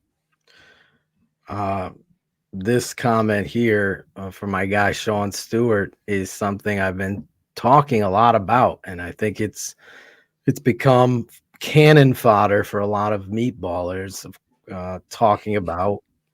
They cut down, then you're talking about tanking to win. Of course, you're going to improve when you make this kind of trade and you get this kind of defense. This defense, Shane and I are on the record. There's no excuses for anybody, not the coach, not the quarterback, to not be in playoff contention. And that's the reality of where they should have been. Yeah. Should have been. Although I also would have said too, like if I was those 3 losses that you, but at the same time, like if I was the GM, I would have fired Eberflus. So me too. Which then if you fire Eberflus, here's the reality of the situation. I totally agree with you. And this does come off like I'm talking out of both sides of my mouth, but if I would have fired Eberflus. So this is the problem because I love Justin Fields. I want him to do well. I want him to be the quarterback of the Chicago Bears. But at the same time, you also are like, well, I want Eberflus gone. And then somebody, if Ian Cunningham was my right-hand man, would be like, well, if you're giving me the choice of like, if you're firing Eberflus, then you got to get a new quarterback because you cannot bring in a guy. You can't get, I don't know who the coach would be. Let's say it's Harbaugh. And like, if Harbaugh came in and was like, hey, and then I would kind of cop out a little bit. Answering your quarterback question day one. Whatever he wants, he gets. Like, what do you want? He's like, I want Caleb Williams. I'm like, all right. Done. I'm gonna go tell Justin. I want to keep Justin. Done. I'm gonna go tell Justin I'm gonna miss him. Or if Harbaugh came in and was like, oh, I love Justin. Like, I gotta work with him. This is one of the reasons why I took the job. Then I'm like, all right, well then I will announce it to the media that the number 1 pick is up for drafts. I'm not going to accept it. I don't think he sucks. That again, I don't want it to be this. This is the way that I don't want it to be. Like you can be like, I want Caleb Williams. And I know there's a lot of people who are like, who feel like you're like saying like, oh, we just want new things or anything like that. I think that somebody like Phil, who has watched the tape, is like, I think this is a better quarterback, which is fair. Okay. That's very good. Thank you for breaking it down. Just because you think somebody's better does not mean that the other guy sucks. Like right. I think Scotty Scheffler is a better golfer than Satish Tagala. I don't think that Tagala sucks. He's definitely a good player. I just think Scotty Scheffler's better. And I think you can kind of make those evaluations. And it's really and this is the difficult decision that GMs have to make. And, you know, if you come to the conclusion, and again, I understand that, you know, coaches and scouts do a lot more work on this than I do. And if somebody goes in there and is like, oh God, and Phil does this a little bit. Justin Williams is or just Caleb Williams. I'm going to combine them. Justin Williams. It's the same. No, Caleb Williams is way better, and you get to reset the quarterback clock. Then I understand that. I really do, and I'm not mad. That's the thing too, and I think this is what I think the fans need to understand. Like if we're on live breaking down tape of Justin Fields and we point out a missed throw, we'll have 30 people jumping on us out. You hate Justin. You're always negative. Phil and I had people on here calling us racist because we were being negative towards Justin the entire time we wanted to draft Caleb Williams number 1. That's the world we're living in. It's crazy. Yeah. It's the same. Caleb's dealing with a lot of the same stuff. Not to bring up Brock Heward again, but there's so many people out there saying that this kid is a psychopath. He's not a leader. Teammates don't like him. Brock Heward's brother is on the USC coaching staff. Luke Heward is I believe he's the wide receivers coach. Yep. He said the coaches to a man absolutely love the kid. Yeah. Teammates love him. And he's like, I'm not even going to get started on everything that this kid does behind the scenes that he wants no attention for. Yeah. For players on the team.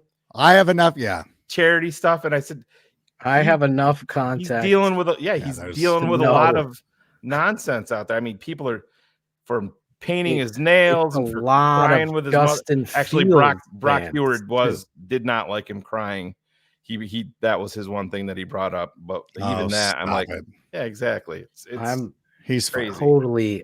I embrace the emotion of him crying with his mom. But if I also embrace him, as we're saying though, Phil, because because we want to draft Caleb, we're not. Nobody at TTNL has said that Justin Fields sucks. Yeah, nobody has said that. It's the timing portion of it. Only a TikToker in Arizona says he sucks, and that guy, I'm sure, has done as much work as Daniel Jeremiah. There's a lot of people that'll just say whatever they want. They also take tones. They take tones and they clip. I have broken down the two quarterbacks, just as quarterbacks coming out of college. It's not close. Caleb, much better. Everything that I want in a quarterback, what he does. And Caleb also doesn't have 6 first-round wide receivers playing with him at USC or a defense. Oh, and by the way, and the kid that went into the Holiday Bowl and threw 6 touchdowns against, who was it? Fucking Indiana, San Jose State. Tulane. Fuck, Jesus Christ. That's not even a fucking real school. No disrespect. No disrespect to Matt Forte. No disrespect to Matt Forte. Mooney. Jeff, who's the comedian? Greg Rosenthal went to Tulane along with the shock comedian. Why can't I think of his name? Jeff Joniak? No, not Joniak. Not our guy. Should go on the comedy circuit. Stop it. God damn it. Don't do this. I swear to God. Don't do this shit where you drag Kyle or Jeff. I'm keeping it 100. No, you're not. Listen, you're being Kyle Grant, I bring him on the show. Bring him. I bring him on my show. No, I want to hear his defense mechanism for some of you know what? He's on the NFL Network, and it's sometimes, especially on that morning show. Integrity. I'm sorry. Listen to me. We've gone through the thing where you can find photos of me wearing Blake Bortles jerseys, and I went through the whole reason. You talked about this though. I know that's You're one not guy out there taunting. Let's go Buffalo, baby. Let's go. Yeah. When I was doing hype videos last year during the playoffs, I kept my suit on. When I went to a Chargers party at some place, I think it's Gelson's or something, I did wear a Khalil Mack jersey. Is that cool? Okay. That is, because he's a former Bear. It was a Bears jersey. It was a Khalil Mack Bears jersey. See? There you go. Yeah, I couldn't wear another. I wasn't wearing the Chargers one, but I was wearing the Khalil. That makes it even better. That's oh God. I've never worn another team. I've never played with another team in Madden, for God's sake. Oh, yeah, I can't either. So it's like, for me to see somebody take center stage where my guy Adam Rank should. Because a lot of my venom comes from you. No. I'm sorry. I'll say it. No. Yes. I wore a Patriots jersey because I was playing a character. Imagine Adam Rank on Good Morning Football. I just think the authenticity of the show would go up. It's so watered down with bullshit because of Kyle Brandt. And Peter. I don't want to be on this. I don't want to be on this set part of the segment. You don't have to have that point. I'm making the point. This is the thing I do for Tyler Scott is I don't say shit like this when he's on. I've never dragged Luke Getzey. Don't drag these guys while I'm here. Kyle Brandt. Me and Olin Kreutz were going back and forth. Kyle Brandt is a friend of mine. I love Kyle. He does a great job. Maybe Kyle's a great guy. He is a great guy. Don't speak up like you're some Bear fan. He is. He lived in Chicago longer than I did. He also was on the fucking Real World. Let's know. Keep it believe me, I was a big fan of his on the Real World, on Days of Our Lives. He was on the Rome show. I'm a big Kyle Brandt guy. He's good. Leave him alone. Rome should fight Kyle Brandt. Then I'll have respect. Stop it. Call him Chris. No, never. Kyle Brandt he's good. Chris Brandt. What did I call him? Kyle Andrew Brandt at some point. Kyle Brandt is good. And Peter Schrager is one of the nicer guys in the league. Very supportive. By the way, you know what I really like? You know what I really like about Peter Schrager? You should be covering the Bears. That's it. Well, Can I say that? NFL Network.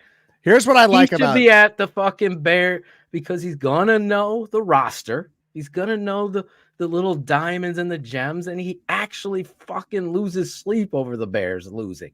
Yeah. Kyle Brandt, Bears loss is a Buffalo's gain. Oh, That's stop. it. Stop That's it. Shane, you know. Kyle and Peter do a great job. Please do not have me associated with this. See, I actually showed restraint for you, Adam. Yes, please. Thank you. You don't talk about my friends in front of me like that. Like, I was gonna wear my. That's the worst part. I was gonna wear my. I was gonna wear my Otani Dodgers hoodie tonight and my Dodgers hat. Are you a Dodger fan? Yes. God damn. Why? You're in Chicago. No, I'm in New York. Oh, for fuck's sake. My father grew up in Brooklyn. In New York, man. Yeah. So I hate this. I hate this world. By the way, it would be nice. I told Phil I was going to do it, and then I'm like, I don't want to provoke him too much. So. I would probably have left. Seriously, I'd have been like, fuck this. I can't. I have actually muted, or actually I've blocked so many baseball accounts because I can't. And it's also like the people acting like Otani has never fucking played before. And this sucks because he's going to go to the Hall of Fame and he'll wear a fucking Dodger hat. And his numbers with the Dodgers will never compare to what he did with the Angels. But because our owner fucking blows, like that's the worst fucking part of it. Like that guy could have sold it to the dude who owns the LA Times, who would have for sure given Otani whatever the fuck he wanted. Like if you don't want to pay Otani, then don't own the team. Like don't sit here and buy a Tesla and be like, oh fuck, my electric bill went up. Like no shit, you fucking moron. Like if you want to do other than just trade him. And that is the worst part. And then listening to all the Angel players come out like, oh yeah, we knew he was gone. Like, fuck. Like what? Look, what are you doing? That's what I feel like. He's going to the Dodgers. Eberflus coming back. He's going to the Dodgers. Fucking thing. And that team hasn't won a. No. Don't talk baseball. I'll stop talking Brandt. You stop talking baseball. All right. Okay. Please leave. And it's be fixed with coaching. Yes. Unfortunately, they dropped the ball. They're keeping Eberflus. So therefore, it's not going to be fixed. You're going to see the same thing. You can't keep the offensive line coach and all of these other guys and hire an OC and expect them all to fit. Now, there's a camaraderie. There's a brother. Oh, you got rid of the quarterback. HR issues. He has a scapegoat in Getzey. Yeah. They should have all gone. But if you're going to fire Getzey, it should have been the whole offense. They do everything wrong. I'm a head coach. You don't fire the OC and keep the O-line coach. Man.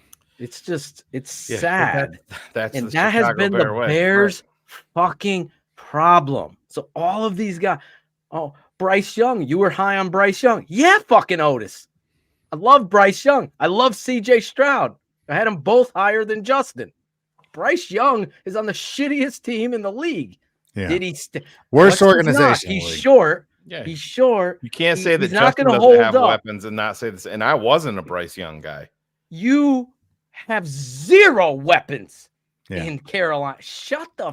But Don't that's the even point, write a Phil. fucking Bryce Young story. just Shut the fuck up. Bring Justin That's Fields so back dumb. up. If Justin Fields had the same wide receivers that Jordan Love does, most Bears he fans doesn't would have still any be talent. They'd He doesn't still have be any complaining talent. that he doesn't have enough weapons. Exactly. Yeah. That's Dumb the world that we live I've in. watched the film of this. It's a All right. Justin problem that started from coaching and Justin. Justin had these issues.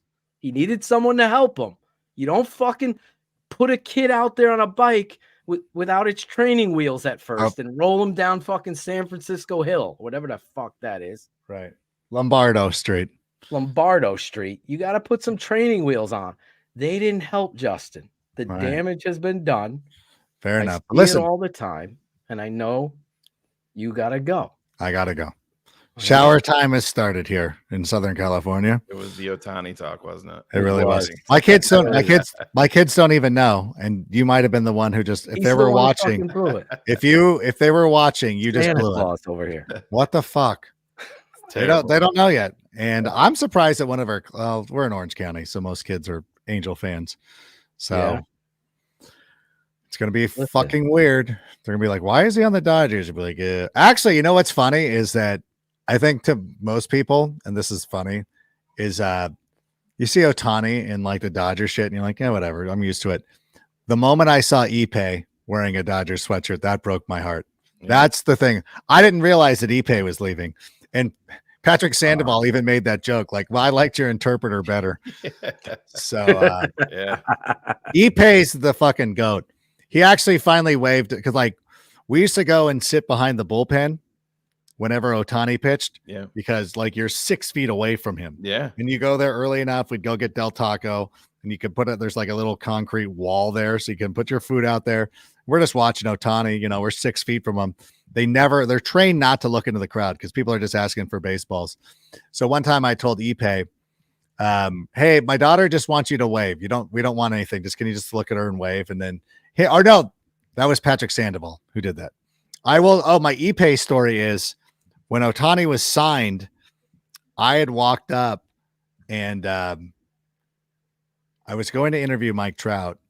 And so I was waiting for Trout, but I walked over and I saw, and Ipe was sitting there with Otani, and I said, hey, we're huge fans. So my family is a huge fan of yours. And so he turned and he said that to Otani. And I go, no, Ipe. I go, we love you. Like, you're awesome. Like, we love watching you on the bench. He's like, thank you. Really appreciate it. And then so Otani, I think, understands enough, and this is early on, but I think he still understood enough English. But you could see that Ipe was telling him exactly what I said, and he starts laughing, and then he like fucking slaps him, like, fuck you, like in a playful manner. Right. And I'm like, no, like, you're the best. But yeah, so that's the one that hurt. So I'll miss Ipe. But in any event, I got to run. All right, Adam. Thank you so much. Thank you for jumping on with us. We have one quick one. Adam, imagine if the Bears were entering this draft needing a QB. Fields and Caleb are on the board. Which one do you take? He wanted his question answered. I'm gonna Tomlin you. There you go. And he's out. No. You don't have to answer it if you. I can't. No, he paid money. I would have to watch more of this. I would have to say, and I really love the guys who are great in college football. This is why I favored Deshaun Watson over Patrick Mahomes when they were both as players coming out. But I think there is some, God, Caleb Williams. That's the thing. Like, I've tried to tell people, like, Caleb Williams is really good. Like, don't take this as a dismissal of Caleb Williams, and don't think for a second that if Caleb Williams ends up being our quarterback, that I'm not going to be a fan of his. He can't wear number 13 though. Oh, how rich is Tyler Scott going to get? Oh yeah. He's either going to get rich or get cut. Stop it. Brought back. God damn it. He's killing you. I'm just saying he would just get cut and brought back. Sorry, we're freeing it up. Do you want to say something He shitty would about give my, up. Hey, He my would best give up his jersey. My Come best on. friend Matt's watching right now. Do you want to fucking talk shit about him too? Since we're hitting all the notes, you're hitting all my friends. I You want love Tyler Scott. Want my kids to come in here and you can People run them were down? telling me Tyler Scott's a. I go, Tyler Scott. How is he a bust? It's What? his rookie year. He didn't put up the numbers you thought he was going to put up because he just wasn't realistic. Whatever you No thought. such thing as a 4th round bust anyway. Exactly. Yeah, stop it. Drives me crazy. I love Tyler Scott. How about that? I love it. I love All right, Tyler thank Scott. you. I'm just saying. Well, I love the two of he would you. give up his 13 real quick. And I love doing this. Yeah, I'll ask him. I'll send him a note right now. Be like, oh my God, how rich could you Phil be? and Shane want to know. Yeah. I want to know. Anyways. Inquiring minds want to remember that commercial. Inquiring minds want to know. I know. Listen, I gotta go. All right. I gotta go. Love Real you all. quick, favorite 80s video game before you go. Oh, I love Galaga. Galaga, Miss That's Pac-Man. favorite game. Yeah, Galaga. Galaga. Super fun. just I'm a went up base another Pac-Man game. guy too. Oh yeah. All right. There you go. There it He's is. out. I love you, Adam. Thanks Love for you jumping guys. on. We'll See you, have Adam. you on again. Love obviously. the Tape Never Lies Network and the family and the Chicago Bears fans and everything. So I appreciate you guys bearing with me for like more than 3 hours tonight. So awesome. Hey, give Kyle my love. I will. He's a fucking good guy. All right. Leave him alone. We love you. Poor Adam. Jesus. You got- Listen, I had to keep it 100. No, that's fine. I was almost on my deathbed, I thought. I could never tell him that. Tonight I was able to tell him. Oh man. Yeah. It's nobody. It is what it is, Yeah. man. Well, it is. And it's I just don't think it's a layered. I'm in decision Connecticut, here. guys. For fuck's sake. No, I'm in Connecticut, Camel Toe. Come on. Yeah.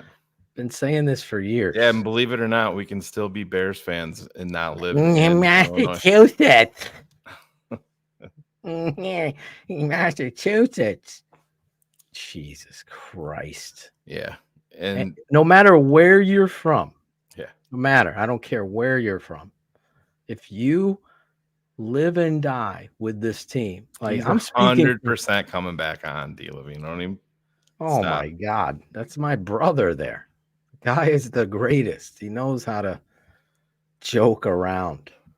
God, this is where we are on this show. It's called Keeping It 100. Do you like? I don't like Kyle Brandt going out there doing that. I don't even like it if it's a shtick. It bothers me. It bothers me insensibly because then he gets the opportunity. That's how much you love the team. That's how much you love the team, and I'm. But I love that way. Adam. I really think Adam should be doing some of the things that this dude has gotten. You follow what I'm saying? This dude broadcasted a preseason game. Dude, I get it, but I'm sorry. I get it, but I also understand Adam's stance. You know what I mean? He's not going to say anything bad about him. I did it on purpose. Yeah. I agree, Bill. Travis Overvalis. 100. It's Tyler Scott, by the way. Stop projecting. You don't know the relationship we have with Adam Rank. Stop. Jesus. Oh my God. Yeah. Pitfall was someone else. He loved that. Joust was a good one. Joust. Yeah, you had to land that. What was that fucking bird on top of the guy? Pole position. Prepare to qualify. Yeah.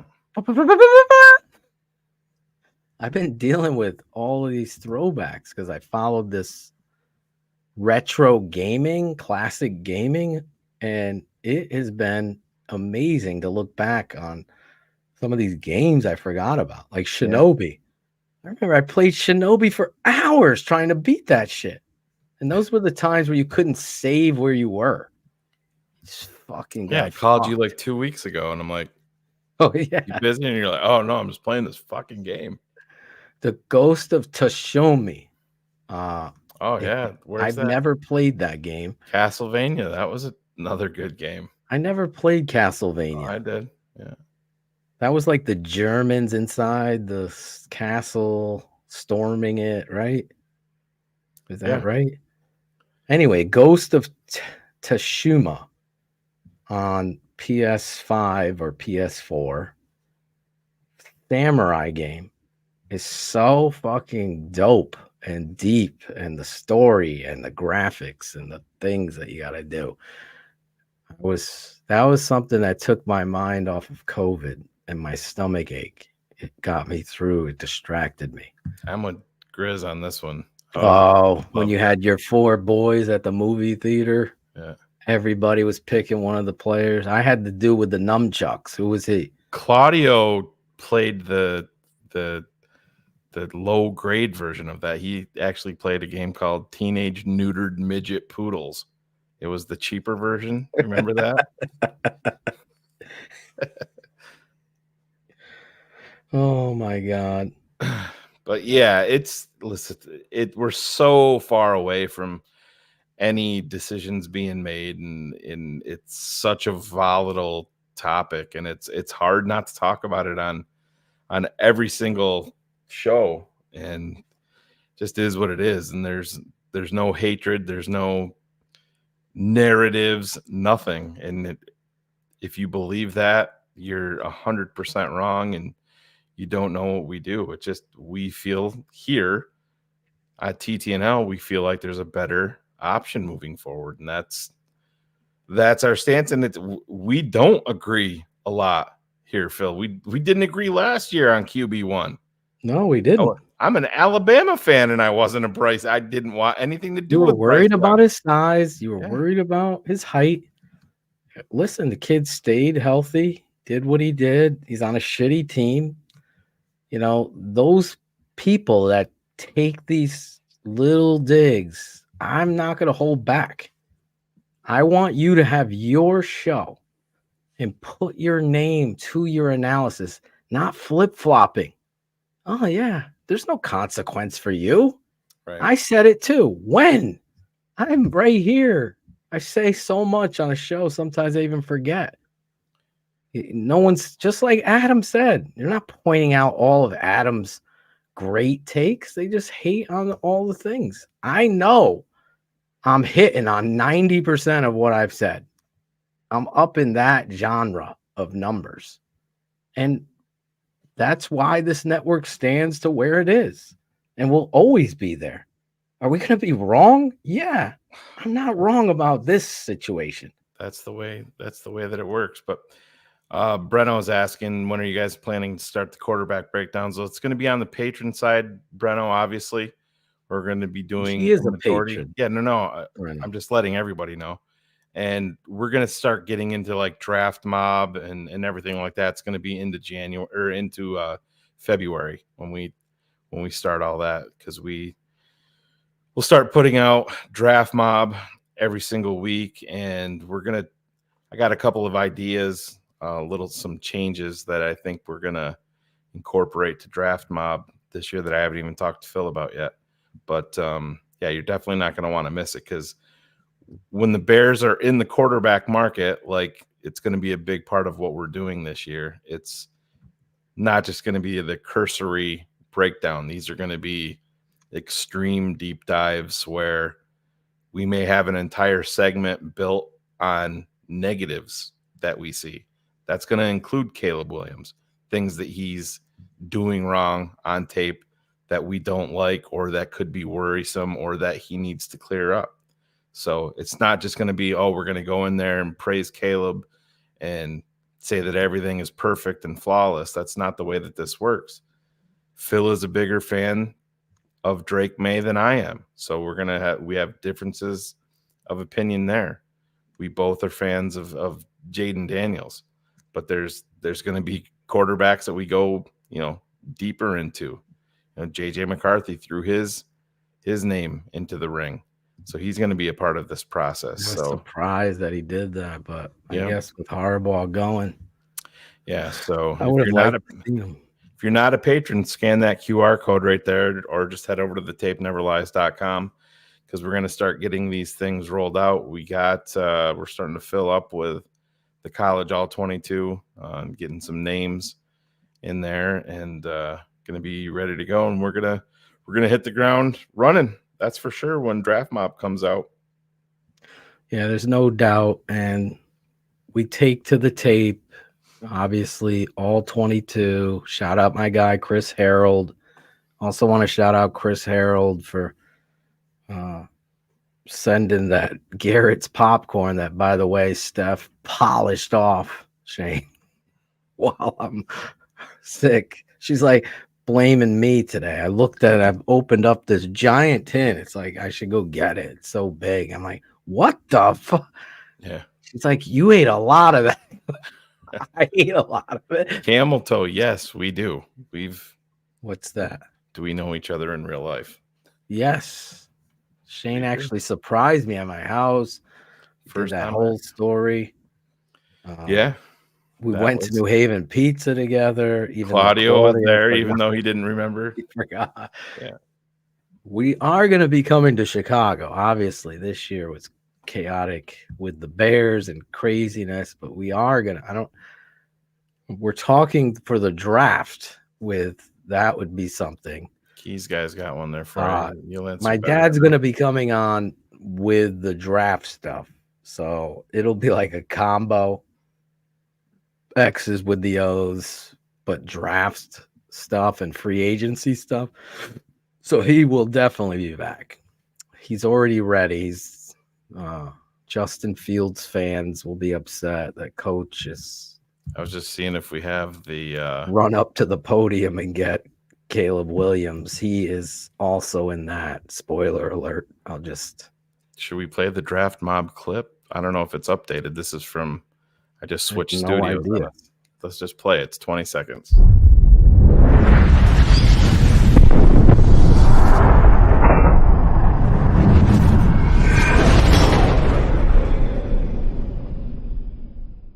Draft Mob starts now. Not really, but you get the point. There it is. That'll be back. Draft Mob. Draft Mob will be back breaking down one of the best songs centers, we have. Yeah. Tight ends, wide receivers. And obviously there's going to be so much devoted to the quarterback position. Sandlin was there. Sandlin fucking paid for dinner that night. Yes, he did. Thank you, Sandlin. Shane had New Haven Pizza, so he knew there was no hype there. Converted me. Yeah. I was skeptical just like everybody else was, and it was absolutely legit. And Phil knows that I wouldn't bullshit. Yeah, he wouldn't. That's what we wouldn't. Do you honestly think? No, it was just as good that night. Was the cheesy bread app that they brought out or whatever. Yeah. What do they call it there? Sandlin ordered the garlic bread. Yeah, but it had cheese and everything. Yeah, cheesy mozzarella garlic bread. Yeah, you could dip it into the marinara sauce. Yeah, that shit was great. That was banging too. But I wanted to say this. Do you honestly, for the integrity of the network and the integrity of myself, do you think in any piece of me that I wouldn't want the best for the Bears? My infuriated vibe and emotion on BHL and the draft, all of it comes from wanting the Bears to be successful. You can agree to disagree with me. Where you lose me is where you start rooting against the Bears because they're not keeping your favorite player. That will never happen here. I will never go manipulate any story or narrative about Justin, Cole Kmet. Look at Braxton Jones and Javon Dexter. I did not like Javon Dexter. And I'm watching the tape and I'm showing, wow, this is the growth. Look at this football. I was wrong about this kid. This is a showcase of the guy embracing and improving and working on his craft. That's where this is. That's what I do. And still I'm never very going. young. Young in his football journey is a huge part of it that you can't undersell. He's played organized football for 5 years, and that includes 1 year in the NFL. It's crazy. The vibe and the emotion that I had draft day. Trevor Lawrence was my number one quarterback. These little fucking troll boys could try to. It's all in our patron. My number 2 quarterback was Mac Jones. My number 3 was Justin Fields. The emotion and passion that I had for Justin Fields. And why did I rank Mac Jones? Let's look at it. Because he processed and through anticipation balls, and he fit what Matt Nagy, because that's who he had, was wanting to do. So I looked at it from that way, and I said, as a coach, watching this tape, it's a dime. So the same argument these people had with Mac, look at all the first-round receivers, is the same one you have for Justin. Justin's issues, we documented them all throughout the offseason. They haven't improved. Yes, I'm not making this shit up. Yes, he would. 100% every day, all day. He's a better fucking quarterback, better athlete, better manipulator of coverages than Trevor Lawrence. This guy, I put up one of our patrons. That night. What's that? He still has the original receipt receipt with what we ordered. Crab meat, meatball, eggplant, sausage, pepperoni, broccoli, pizzas, and cheesy garlic bread. There you go. Listen, the emotion that we have on this network, paying that fucker off. We have brought like David Kaplan's emotion. Like, don't be afraid.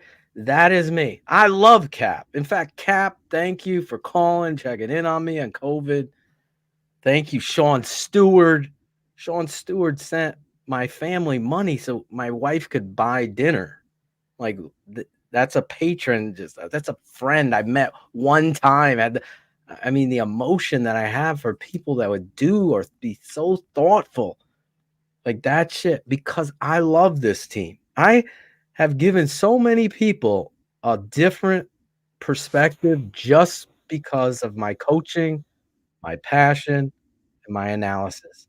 Shane has given so many people a different perspective because of his ability to articulate and see things beyond his emotion. We're like opposites but brothers. There's no fucking narrative or bullshit. I've been around bullshitters before. I've worked under them. They're terrible. It's not fun. When it's not fun, and believe me, there's no fucking place for people to start attack. I don't agree with fucking 40% of people in this chat. I don't agree. But I will never. I love Otis Nichols. Love Otis Nichols. I don't agree with him, but I'll never take dumb shots at and try to embarrass somebody. I've seen people call me a liar. That you've crossed the line now. That's not where I'm at. We've all fucked up in our life. I've taken every shot. My balls have been broken more on this show than anybody's. And that's fine. But I'm not going to drown in this place where we have an opportunity to do something I know is right. As much as I knew, fucking, oh my God, the miracle is here. We're going to fire Eberflus. Harbaugh's winning the national fucking champ. I had people telling me he's a shitty fucking coach. He's a maniac. He's a cheater. He fucking wins. That's the goal. Number one, win. Nothing else. Win. Don't give a shit who's under center. Win. But we don't. We keep Eberflus. Crushes me. COVID crushes me. You cannot mess up a no-brainer. It's a fucking simple. It's everything. The cap, the talent, the throwing, the anticipation, the athlete, the competitor, the drive. I'll prove every motherfucker wrong about his drive, irregardless. And I'm talking about Caleb Williams. This is a guy that'll put everybody on his fucking back and has the talent. It's Patrick Mahomes-like. His stroke is better in college than Mahomes. You got to do it. If they fuck this up, I will be devastated. Devastated. So, Yeah, he's just gonna have his rough moments, but I'll tell you right now, you're building way on the right with the rookie coming in, not only with the cap and the talent you could surround it with, but by the way, I don't need a fucking trailer trove of draft picks right now. I already have two first round picks, Shane.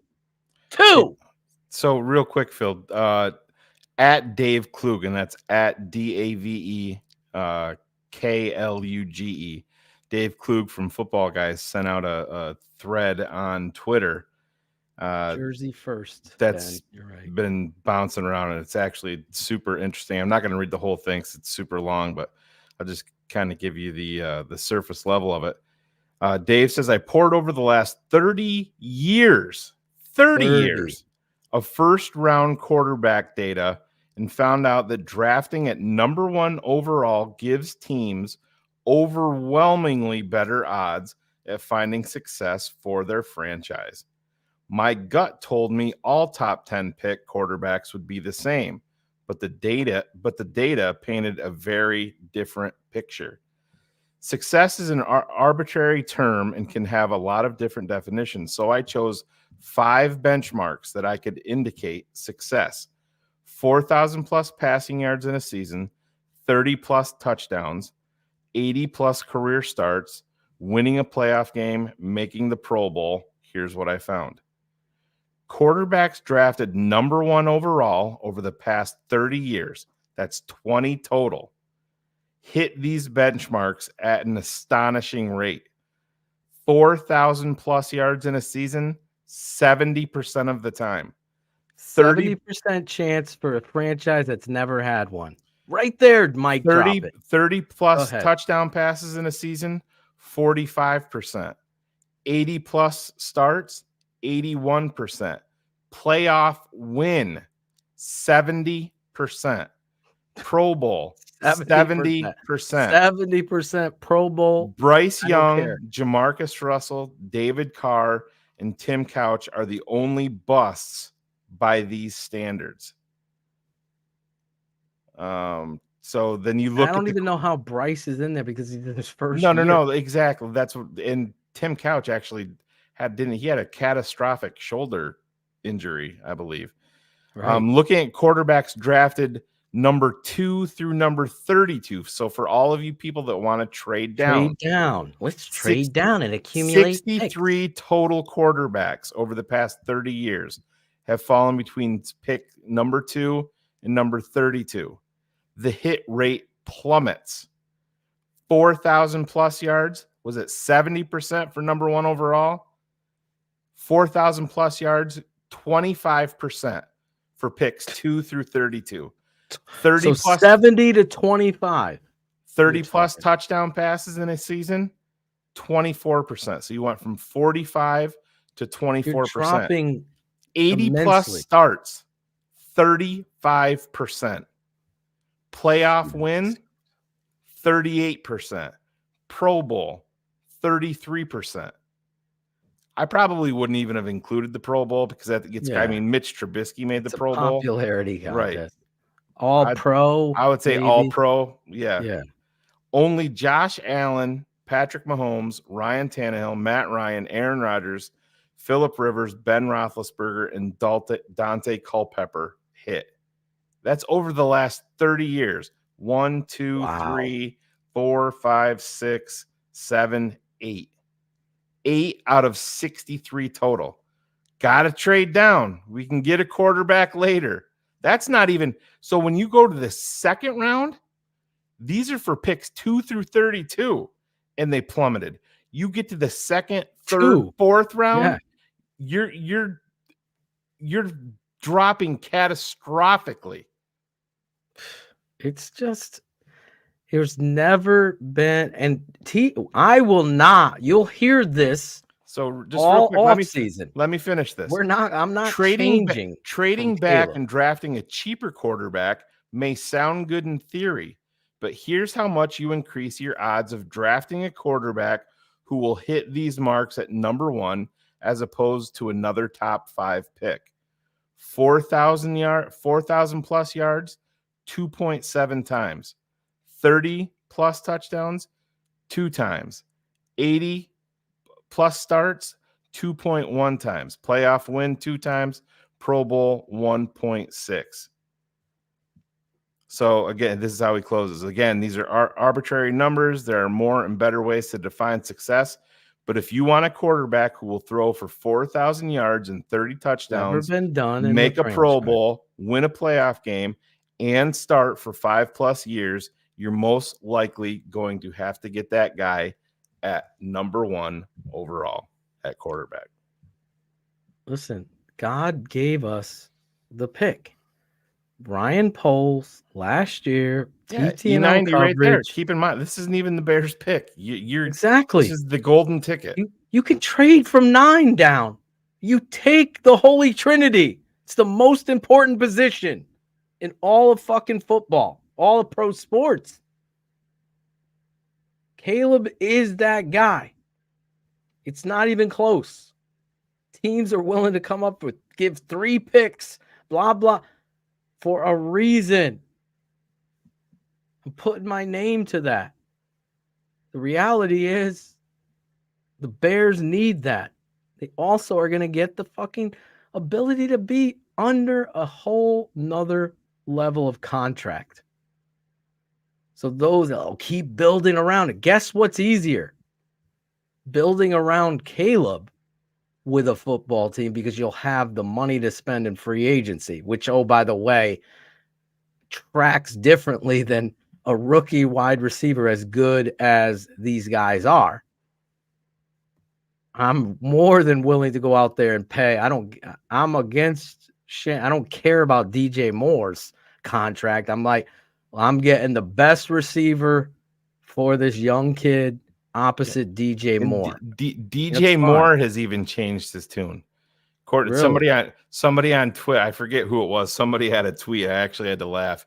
He's like, hate to break this to you guys, but just so you know, the DJ's going to want to be traded. You very well may be requesting a trade if the Bears trade Justin Fields. And like within minutes, Courtney Cronin, friend of the show, sends out a tweet about a conversation that she had with DJ Moore, and he's like talking about how he wants to end his career here, how he wants to play more years in Chicago than he did for Carolina, and how he wants to experience success no matter who's throwing him the ball in Chicago. Exactly. His words. Cat Williams will tell you, you got to draft Caleb. Just listen to him. Everybody else seems to be. Yeah, that's who it was. Tony the Pod Boss. You're right. That's who sent it out. God, bring him on. I want all these, I want to have 2 shows. I want to have a patron roundtable of quarterbacks, and I want to have a free flowing. I want all of these. I don't even know what I'm going to call them. Blog boys coming on, talking about what they want. Fields versus Caleb, yada, yada, yada. And it's unfortunate, but they've created this environment. I'm getting tagged in bullshit. I don't care. I don't even know who this dude from ESPN. Wait a minute. Darius. Yes. He said that in the locker room weeks ago. And then today, he said he wanted to be in Chicago, end his career here, no matter who was throwing him the football. I get so emotional, Darius. Darius, you come on the show with clearly. He's probably watching the T3P. I'm not a fanboy. Meatball just throwing shit out. I don't care how many people are going to pointing out negatives to Justin's game because we don't want to pay him the Daniel Jones contract moving forward. For all you guys that want to build a roster, have fun paying him the Daniel Jones contract and build. Ask the Giants if they want to get out of that. Go ahead. The Giants are wanting to trade for all these Giants fans. What would it take to trade for Justin? A fifth? We get him for a fifth? That's how much they respect That's him. awesome, Darius. It's Can't wait for you to come on, Darius. You played D1. That's amazing. It's great. It's not that I'm talking. I'm telling you what DJ Moore said. DJ Moore said in the locker room versus what DJ Moore said today. To me, that just shows they see the writing on the wall.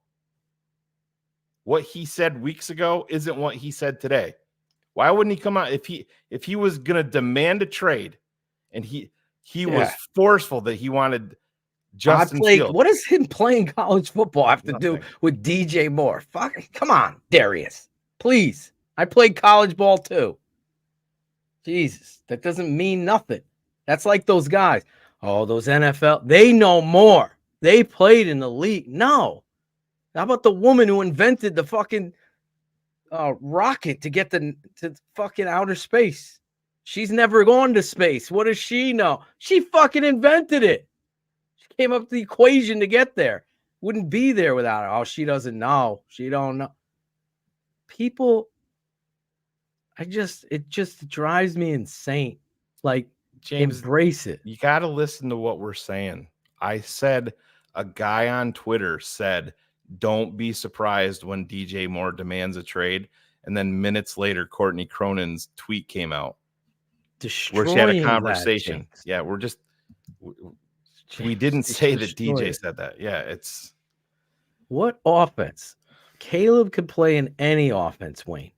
Yeah. But my ideal offense that I want to see the Bears run is what Kyle Shanahan runs, because it's perfect timing and consistency. Those of you also that love the game of football and want to learn, there's not all these fucking know-it-all frauds out there. You're not all that. Unfortunately, a lot of time gets taken up by that bullshit. Like, you got to watch some of these people with the manipulative way that they're going to show tape. It's just reality. We don't do that here. I'll play the whole fucking tape and we'll go through it. Ask all of these patrons. I'm breaking down. I will watch the whole Packer offensive game with my dad, me and my dad with Justin, and the offense. And we could go through it. You can't. I've heard this so. This is the other thing you got to stop doing. Well, they don't have an offense. He doesn't have an offensive line. He doesn't have wide receiver. He doesn't. The Packers don't have an offensive line. They had their fourth offensive tackle, Bakhtiari. They paid. They had to bring the backup in. No excuses were given. Plays were made. Who's Wicks? Melton. I loved Bo coming out of Rutgers. Nobody give a fuck about Bo Melton. Everybody who is a patron knows what I thought of Romeo Dobbs, right? Fifth round. These guys are nobodies. Making them into somebodies. Why? Because they're in the NFL. Quarterback is the distributor of the football. When I talked about Chris Collinsworth's narratives in that game with Tyson Bagent, who, oh, by the way, won 2 games out of Matt Eberflus's 10 that he's won, right? The reality is the quarterback has to be the distributor. That's what Collinsworth was trying to say, and take shots at Justin Fields from your head coach and your OC. The OC has become the scapegoat. It's the truth.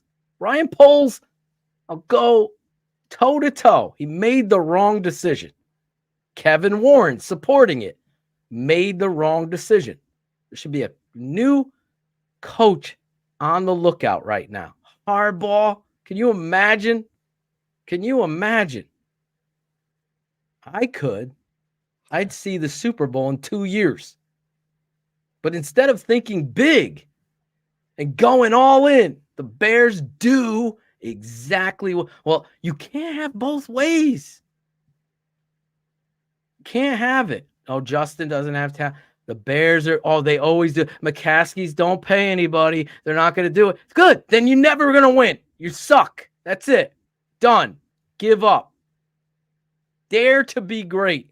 Totally agree with Cap. Who's this guy?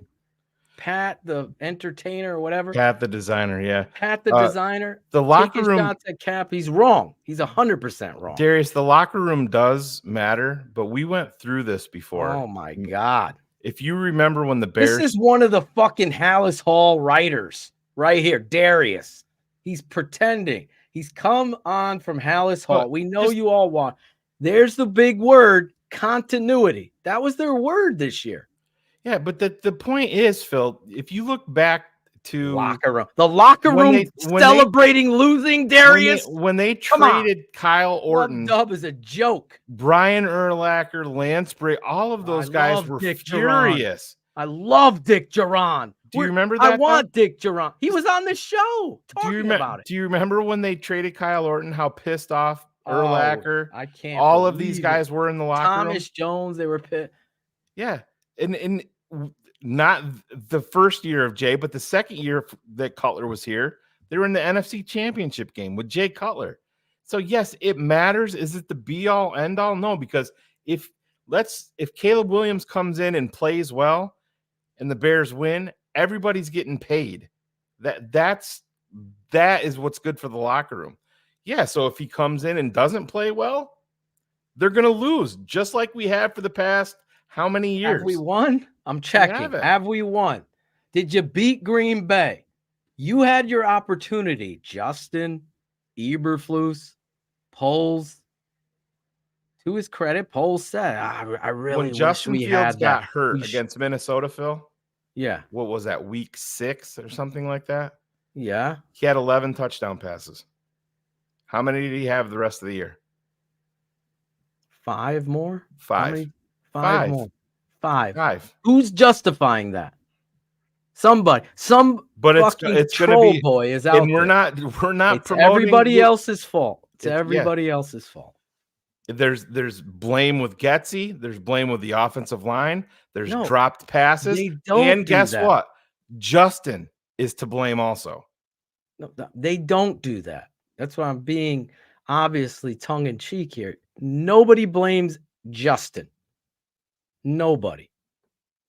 And when you do, you're attacked.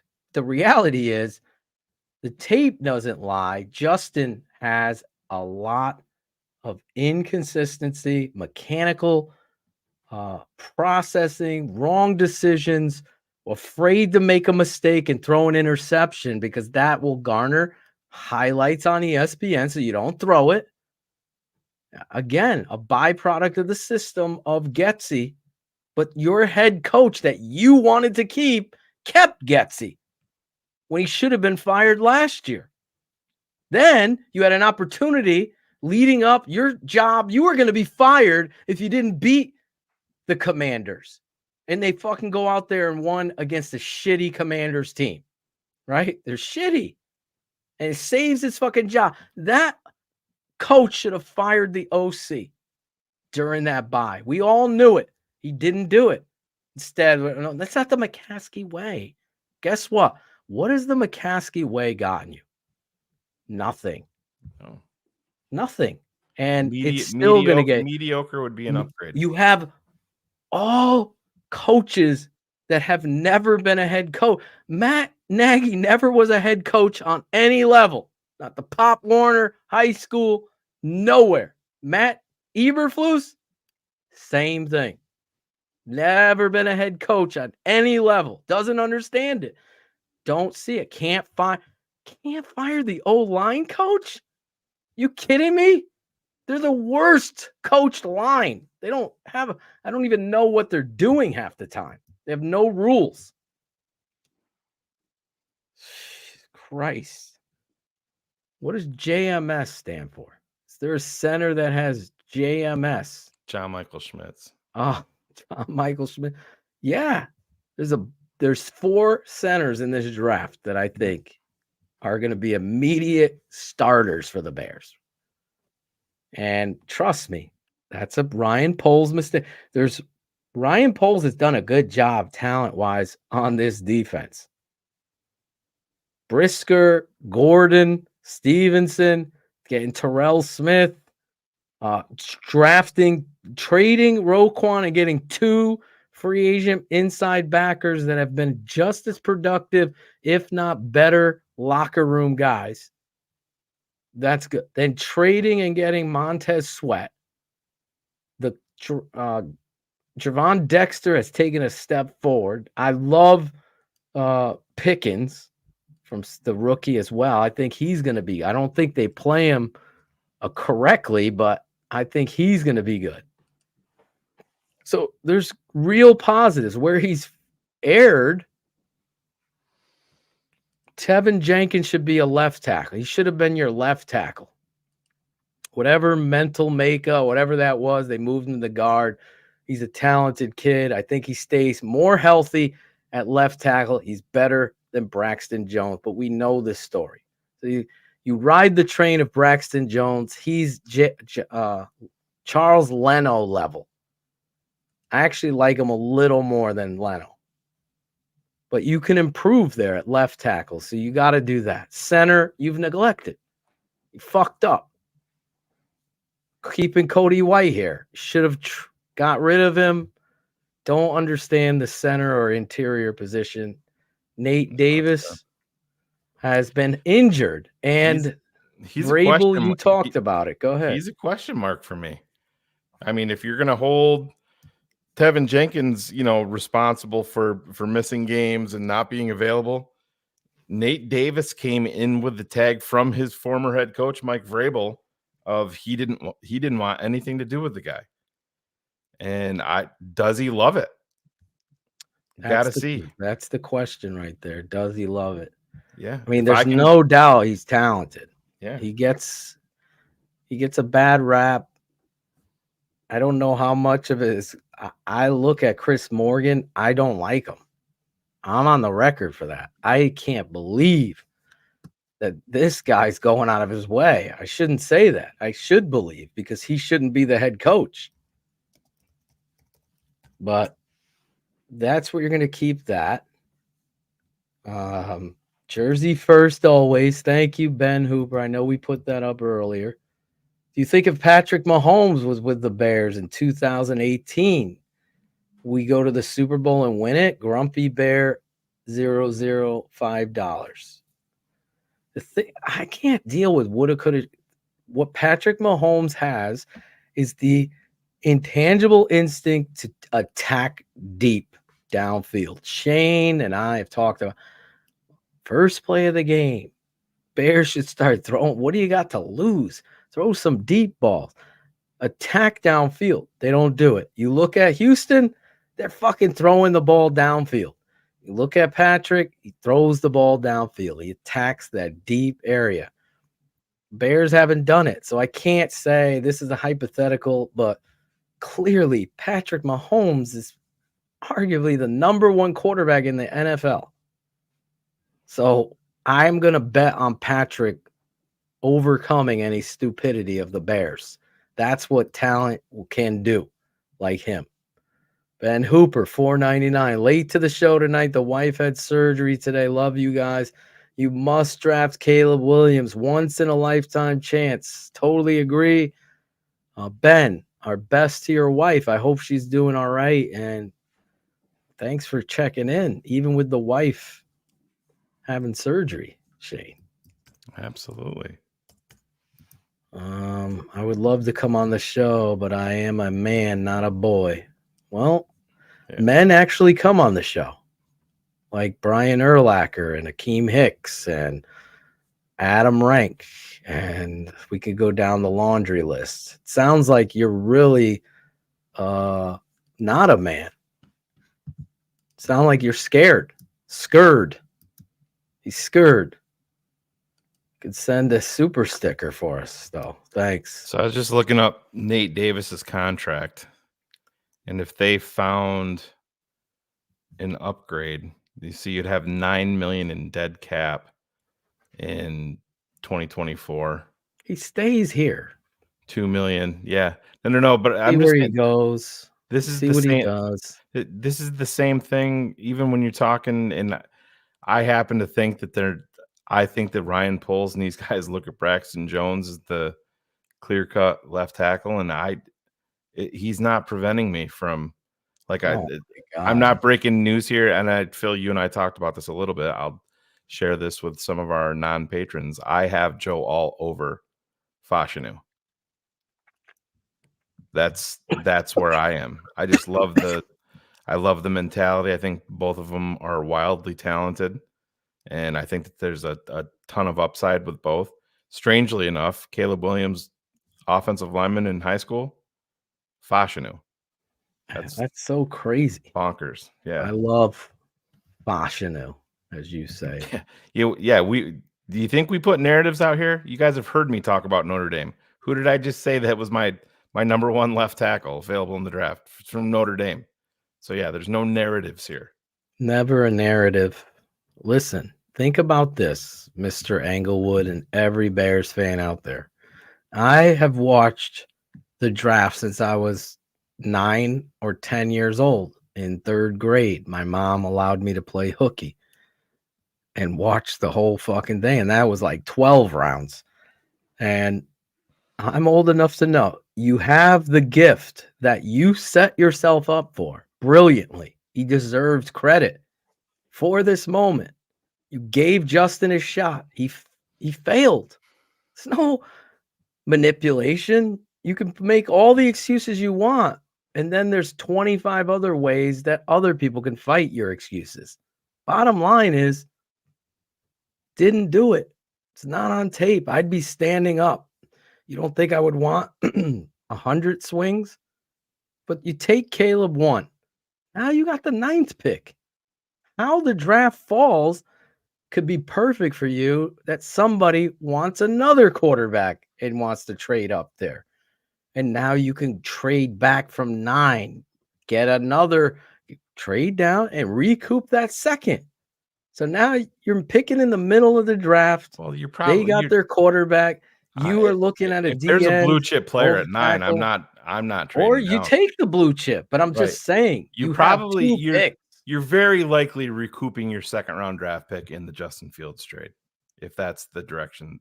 You're going to get. You're going to get that too. Plus. Yeah, but at the very least, this pick is a fucking winning Powerball ticket. It's what it is. It's no brainer time. You take him, and now 9 you're working off of. You want to do what Houston did? Jump back up. You loved all. Now you got him a left tackle. I can get receivers in free agency. Oh, we got no quarterback over every fucking receiver in this fucking draft, without a doubt. No, it's not even close. Caleb is the number 1 player in this draft. That's where you go. That's what you do. It's what you do. Do you like those card breaks? You like those card breaks? You talking to me? Yeah, you or anybody. If you do, check out my guy, my boy Joe. Jackpot Joe. Look up Jackpot Joe. You like those card breaks. Tell him TTNL sent you. I'm sure he'll give you a fucking big discount if you like card breaks. Just Jackpot Joe. I love that dude. Answer that because you liked him, but you didn't want I didn't want to draft Bryce. We talked about this. This was the whole plan. You give Justin another year. If Caleb was in that draft, Gucci, I take Caleb. That's what I said. Clearly, you love Justin. But I wouldn't have taken Bryce Young. No, I played it out just the way the GM did. Shane and we talked about this. It's the brilliant move. Who do you got in your back pocket next year, Phil? If Justin doesn't do it, doesn't fulfill the expectations that you put on him, and the team doesn't go where it's supposed to, and the offense decline, and all of this, 16 touchdowns. Now you got the number 1. You hope you get the number. Oh, you did get the number 1 pick. Now you change? No, it's a fucking layup. Yeah, and it's a no-brainer. Grizz, he said last year last year, if Caleb Williams was available in the draft, he was taking I Caleb don't Williams. flip-flop like the old networks. Come on. It's crazy, Jay Grizz. Take that. As my boy Cap would say. Fuck out of here. CJ Stroud is much better. Okay, it's recency. I would take Caleb. I don't fucking flip-flop. CJ Stroud has had an outstanding season. It shows when you believe and you build and you have good play calling, good head coach, somebody that really has a good locker room. Darius, not some fucking. We finally won our first division game. Let's break out the disco bells. Let's do that. Frig out of here. Frig out of here. This team celebrates losing. Who does that? You support that? So listen to this, Phil. This was published back in a while ago. We've heard it before with quarterback prospects who were supposed to change the game and fell short. So it's worth asking if the idea of can't miss really exists. Is Caleb Williams worth all of this hype? Yes, replied one NFL general manager before adding an LOL for good measure. Of course, there's a chance he's not the next great one, but we're looking for the most positive traits, and he has the most of any quarterback I've ever seen. He's perfect for today's game. Before the season began, we polled NFL scouts to rank the best quarterback prospects since 2019. Williams ranked first overall, right above Trevor Lawrence, and that was before he even played his junior season of college football. Lawrence was anointed a future number 1 overall pick while still in high school and lived up to that potential at Clemson. But Williams' explosive plays and off-script nature better fit today's NFL. Williams could have been drafted first overall in 2020 over Burrow, 2021 over Lawrence, another NFL general manager said. That's no knock on either player, and they're both really good in the league, but Williams is a difference maker. Joe and Trevor are distributors, great ones. Caleb is a game changer. How big of a game changer? Of the 12-plus evaluators we polled, every single one said Williams is the best quarterback prospect that they have evaluated since 1998 and Peyton Manning. The thing with Caleb is that he's a great passer, on par with Burrow, Lawrence, etc. No British quarterback can ever throw like this dude. But he's also a great runner, on par with Kyler Murray, Lamar Jackson, Josh Allen, said an NFC area scout. With over 20 years of experience, that's the thing people miss. He's the best prospect maybe ever at both components combined. Listen, I only believe in me. Though the GM, everybody else, I have to believe in Darius, me. we'll show you tape, bro. You're what you're doing is watching highlights. That's You what are doing. not a patron, Darius. I don't dislike you, Darius. I don't even know you. We can show you. I believe Darius is in Hallis Hall in pocket making. I've done this for hours. Ask Sean Stewart. Ask Jamal. Ask any patron that I sat down. Steph Froyland, if he's in there. I always use Kerry Franklin because he was so adamant about Justin being and he has the fucking courage to say, listen, I am so impressed. I'm so impressed. It wasn't Matt Waldman who called Romeo Dubs. It was me. Matt Waldman was Khalil. Actually, what's his name? Khalil Shakir from Shakir, Buffalo, playing very well. Who's playing? I mean, that was just an outstanding fucking play. But Darius, is Justin Fields throwing with anticipation that you want to bring up with Caleb? Is Justin Fields will show doing that Caleb consistently? But is Justin Fields doing it consistently? Not at all. Exactly. It's not even in the ballpark of Caleb Williams with it. And either Josh Allen. I've never seen a fan base so fucking blinded by highlights and owning a player. It was bad with Mitch. It was bad with Mitch. And I love Jay Cutler. I fucking supported Jay.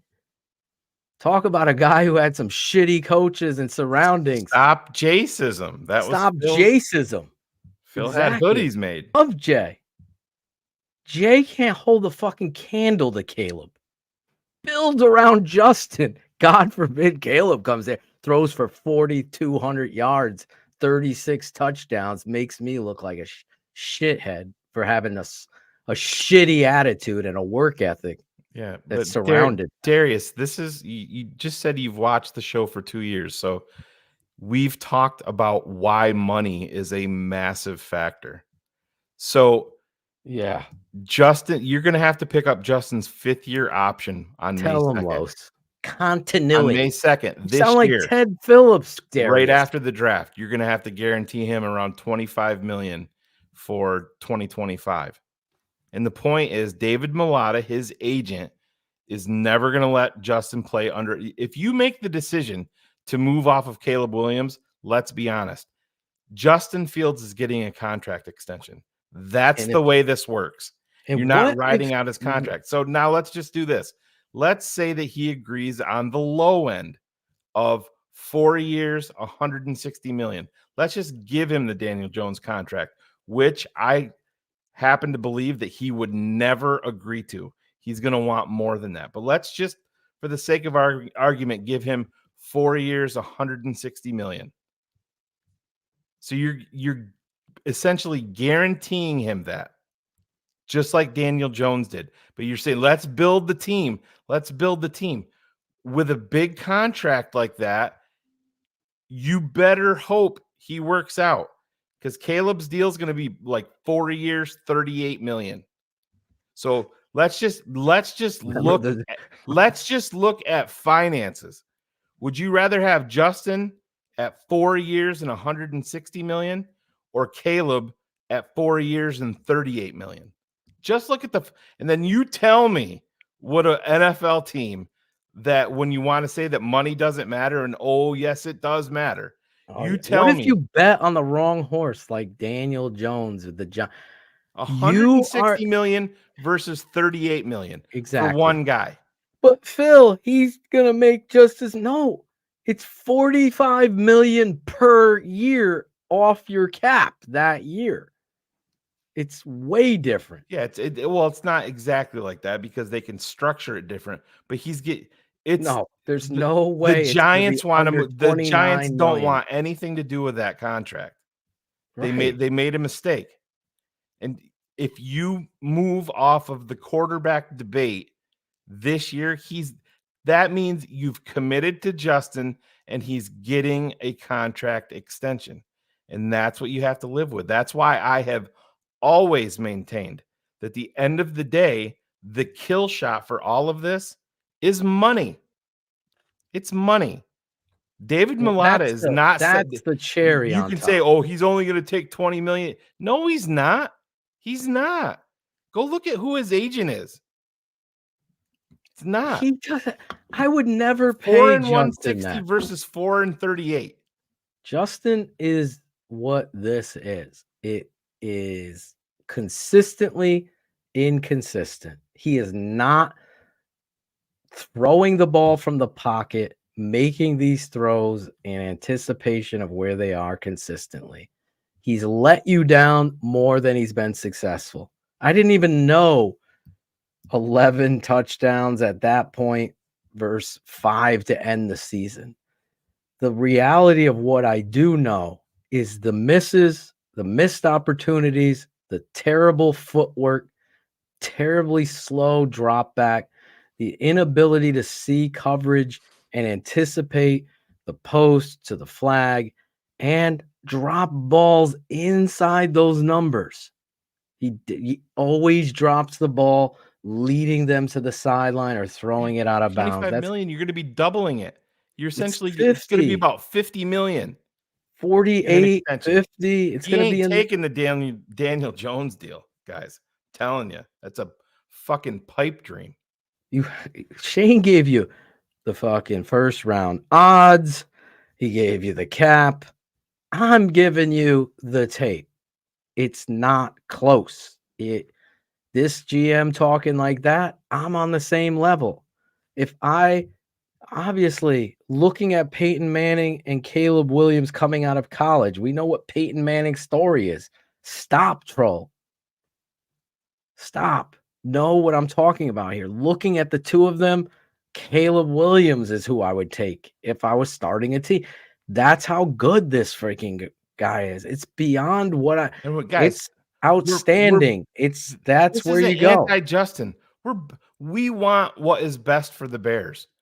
We put a lot of fucking work into what we do here. 45 hours a week I put into tape. It's crazy. 45. That's why I go. There's no narrative. You're gonna trust this guy with Mr. fucking highlight clip? Fuck out of here. He's showing you what he wanted you to see. One play doesn't tell me the story. One play. But I just want to, Darius, I'm not trying to pile on you, man. But if you're Darius on the show, but if your bar is Geno Smith and Baker Mayfield, then that tells me all I need to know. That's your bar? That's your bar? Oh my God. Come on, man. Yes, Justin has improved. I get it. So he has not improved. No, I think he's shown progress. He has not enough. Improved. Not enough. No, it's not. The defense won these games. Let's just be honest. And that's part of the team game. You give me those numbers. I mean, come on. 11-16. He had 5 touchdowns. That's it. It goes back to the same thing, Phil, when they want to do the Lamar Jackson Justin Fields debate. Lamar Jackson was the MVP of the league in year 2 and threw 36 touchdown passes. Justin just completed year 3, and I think he's got either 39 or 40 touchdown passes for his career. For his career. It's not a comparison. It's They're not. both a quarterback. They're both black dudes. That's it. That's your only comparison. That's how we're going to do that. They're not even in the same place. There is a level of confidence every time Lamar throws the goddamn ball. It's just jumps off the tape. Stop comparing these guys. They're not even the same ballpark. Yeah. So, and I won't bring it up again, but I just want to we'll go back to it. Oh my! But just a minute, Darius. Let me put it in the chat. Day 1. Are you all right? Let's just say this: you've watched all 22. Who's a more progressed passer today? Just passing. Who's a better passer of the football today, right now? Caleb Williams or Justin Fields? Remove coaching, everything from it. Thrower of the football, passing the football. Who's better? Because Justin's about 172 yards per game for his career. It's right around that. Could be off by maybe 10. But I'm just saying, who's a better thrower of the football today? Who is it? Phil, you know who it is. And it's not close. I don't think I have not hidden. They can try to manipulate, and there'll be little tiny micro podcasts that will try. These guys are haters. Look at that. I'm not. I am fighting for the win. I'm fighting for the franchise to win. I'm not fighting for a player to win. If Justin goes somewhere else to be successful, I will fucking stand up and applaud him. But he has not grown. He's improved a little, you're going to say. I see the same inconsistencies over and over again. That's it. So I mean, how many fumbles does he have? 39 in 40 games, whatever it is. Yeah, they're right. I don't know if those are the exact, but it's right there. He's fumbled the ball in the critical moments of games. Justin Fields plays his worst. That's what it is. And it happened in Green Bay. He got the turnover, he got the fumble. Oh, it's Getsy's fault. No, we'll show you. You missed it. You missed the opportunity. You didn't take the shot. Got to take the shot. Got to hit the shot. Bo Ski, we can't see what you had to say. $4.99. Thank you. R. Willis. This is a true story.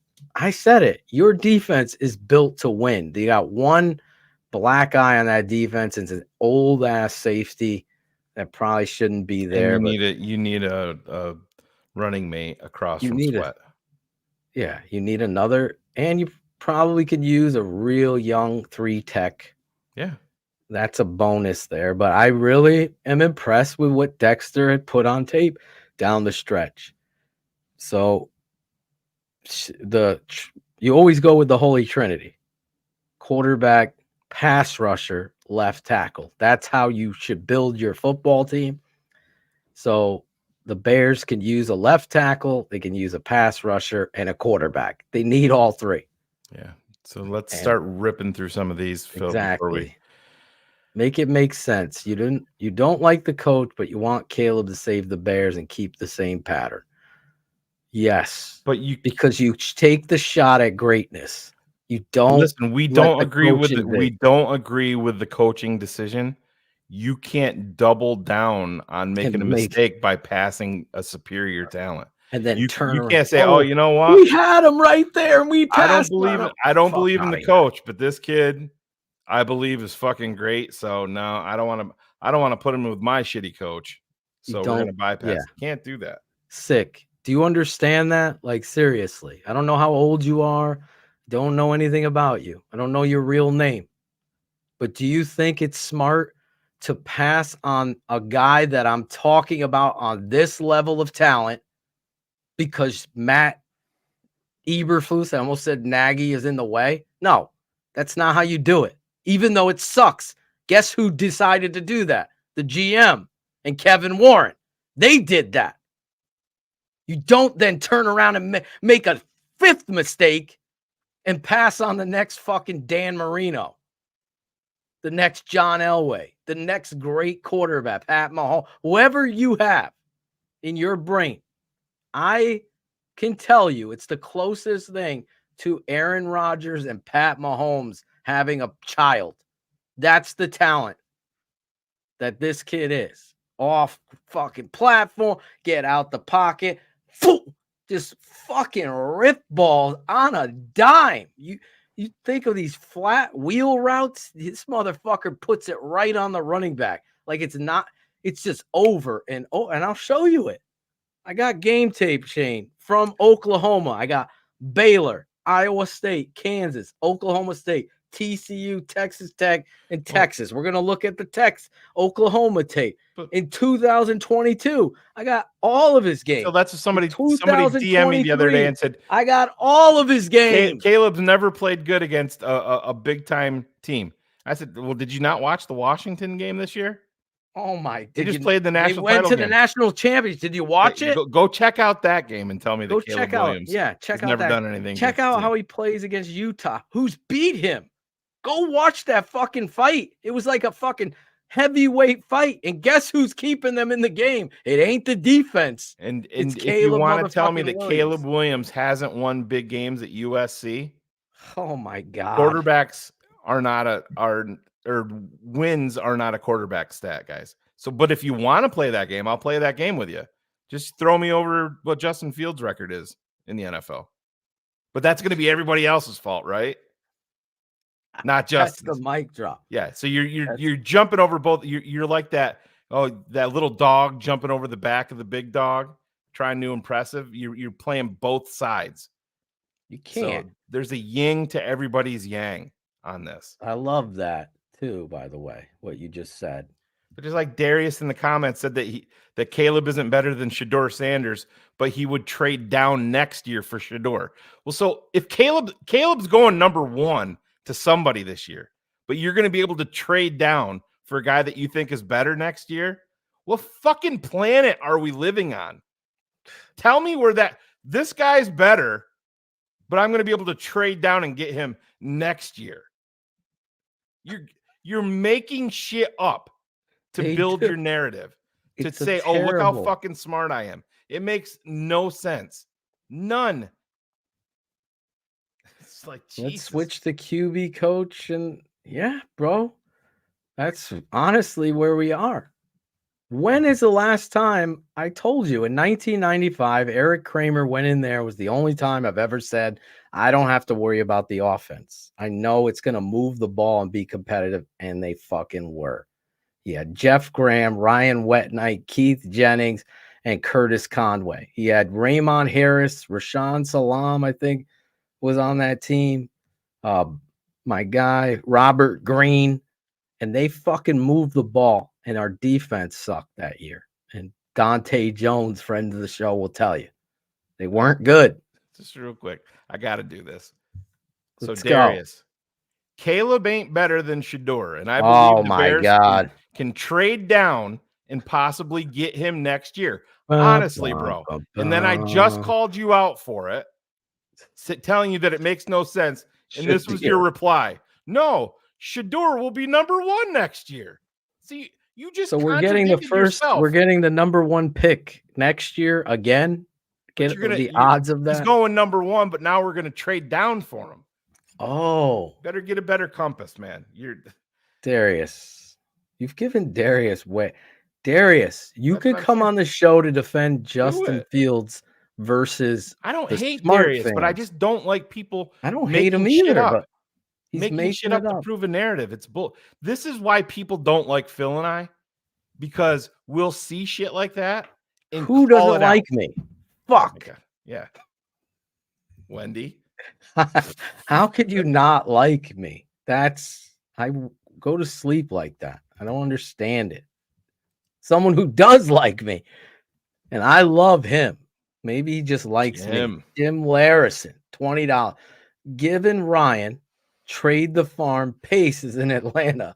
What is the chance we can get a 2nd or 3rd rounder for Fields? I think it could be I think you're getting a 2+. Sam Darnold went for a 2, a 4, and a 6. I think you're getting more than that for Justin in a trade. And Ryan Pace he is there. He's like a DPP guy, not he's like director of player personnel, I believe. So he's not the GM. They have 2 of our ex-GMs there, Phil Emery and he retired. Ryan He retired before. Oh, he did. Yeah, he did. Oh. But yeah, I think you're getting a 2+. I think it could be, a 2 this year and maybe next year, 1, man. Or a 2 and a 3. And a fan base could push it. Keep to your eye on. Keep your eye on Pittsburgh. I'm telling you. I told Phil a while ago. Yeah, Shane had said it to me. I'm like, you're 100% right, and who would go to war? It would be Tomlin. And if Tomlin came here as the Bears head coach and was like, listen, this is what I believe, I would believe in him. I have zero belief in Eberflus. I'm sorry, Hallis Hall. I know you watched the show. You did it wrong. It was the dumbest. It's going to be the biggest mistake. It could cost a good identifier of talent his job next year. Yeah. Ryan Poles could lose his job for this possibly, because I know it was heated because Kevin Warren doesn't want Eberflus. Mark Potash said he was on with our guy from the Under Center podcast, Kenneth Davis. Yes. And he said that he believes that Kevin Warren kind of took the first year was a little bit crazy, and he's working on the stadium stuff and getting all of that situated. They've made moves in the front office, in terms of the Bears on the business side. You see Cliff Stein is out, and people are all up in arms over that on social media for whatever reason, but that's fine. He thinks Mark Potash made the comment today that he believes that you see Kevin Warren make sweeping changes next year in year 2 on the job if it doesn't go right. He doesn't think that he ever intended to do that after 1 year because he's very analytical and calculated. So he was going to give it time, and he just like you said, Phil, he's going to give Ryan Poles just enough rope. This is it. If this fucking blows up, the only caveat for Poles will be Caleb. But Eberflus is 100% gone. What is the identity of the Chicago Bears? I'll tell you what it is. Dysfunction. To come out with Darius's words and use a fucking term again in your presser of continuity, it should have been pathetic. It should have been pissed off. It should have been disappointment. We've lost to Green Bay 11 straight times. We had an opportunity there to put them out of their fucking hopes, their dreams. This team could go to the fucking Super Bowl now. And we're sitting here fighting over Justin fucking Fields. Come on. But this is the to goal Wayne's should point. be winning. This Number is to, one, to just Wayne like Bender's Wayne's point. Yeah. Bears fans' bar of expectations are so low, it's pathetic. Dolphins fans are the same. The conversation whether or not to pay Tua, and Tua is much better than Fields. And I'm an Alabama guy, and Phil will tell you, I wasn't a Tua guy at all. I wasn't a Bryce Young guy at all. And I'm an Alabama fan. It's just, there's a better, for what we do, what we break down, we feel like there's a clear, better option forward at quarterback position. That's not a negative to Justin. It's just, guess what? If you're running any business, you have to have a little bit of cutthroat to you. You can have a guy that's been in your company for 25 years. And if a young guy comes along and he's got a different approach and you buy into it and you believe it and you said, yes, I believe in your direction more so. I think you can take me where we need to go. You have to move on. And you're not paying the guy that's been here for 25 years. You're not paying the new guy as much. It goes hand in hand, guys. This isn't we hate Justin. No, we love the Bears. We want what is best for the Bears. Winning should be the most important thing. The Chicago Bears have not, and I'm talking about the organization. Jim, you and I sat on a plane, on a bus. It's fucking, I could be John Candy and you could be fucking Steve Martin, whatever we want. And that's what it was like. It was a comedy watching this organization and how they do things. And they have so much, they have billions, and they're pathetic. And they have their noses up in the air at you, the fan. They have not put winning first. And I don't give a fuck about a stadium.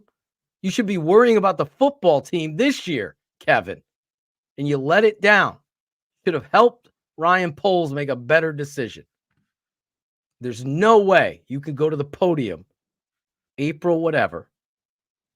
You fucking sprint up there. You fucking crip walk. You do whatever you want. Running man, whatever dance you want, because you now have probably the best prospect at quarterback in the last 20 years coming into your facility with an opportunity to change the whole dynamic of quarterback in Chicago. He's better than Cutler ever could be. Now, take that, Jay. And I love Jay. I'm for Williams. Oh my God. Is he too short? Is CJ Stroud too short, guys? Shane has showed this picture. I showed the picture. That is CJ Stroud and CJ Williams at the Heisman ceremony. Caleb Williams. Yeah, my bad. CJ Stroud and Caleb Williams at the Heisman ceremony. Caleb's right there in that Gucci sport coat. It's an Adidas coat. No, it's Gucci. It's Adidas. Caleb. See the Bro, Adidas? It literally says Gucci right there. Well, there's Adidas on it too. Yeah, it's a look. Right. It's a the Adidas it's fine. logo. It's It's fine. Gucci by Adidas. Whatever. But He can get under center. He did it in high school. He could do anything. This kid is. Did you see the quarterback? He's already working. Oh, Justin Fields declared for the draft the last day to declare too. But everybody's Is he a diva? Are you going to attack Justin for that?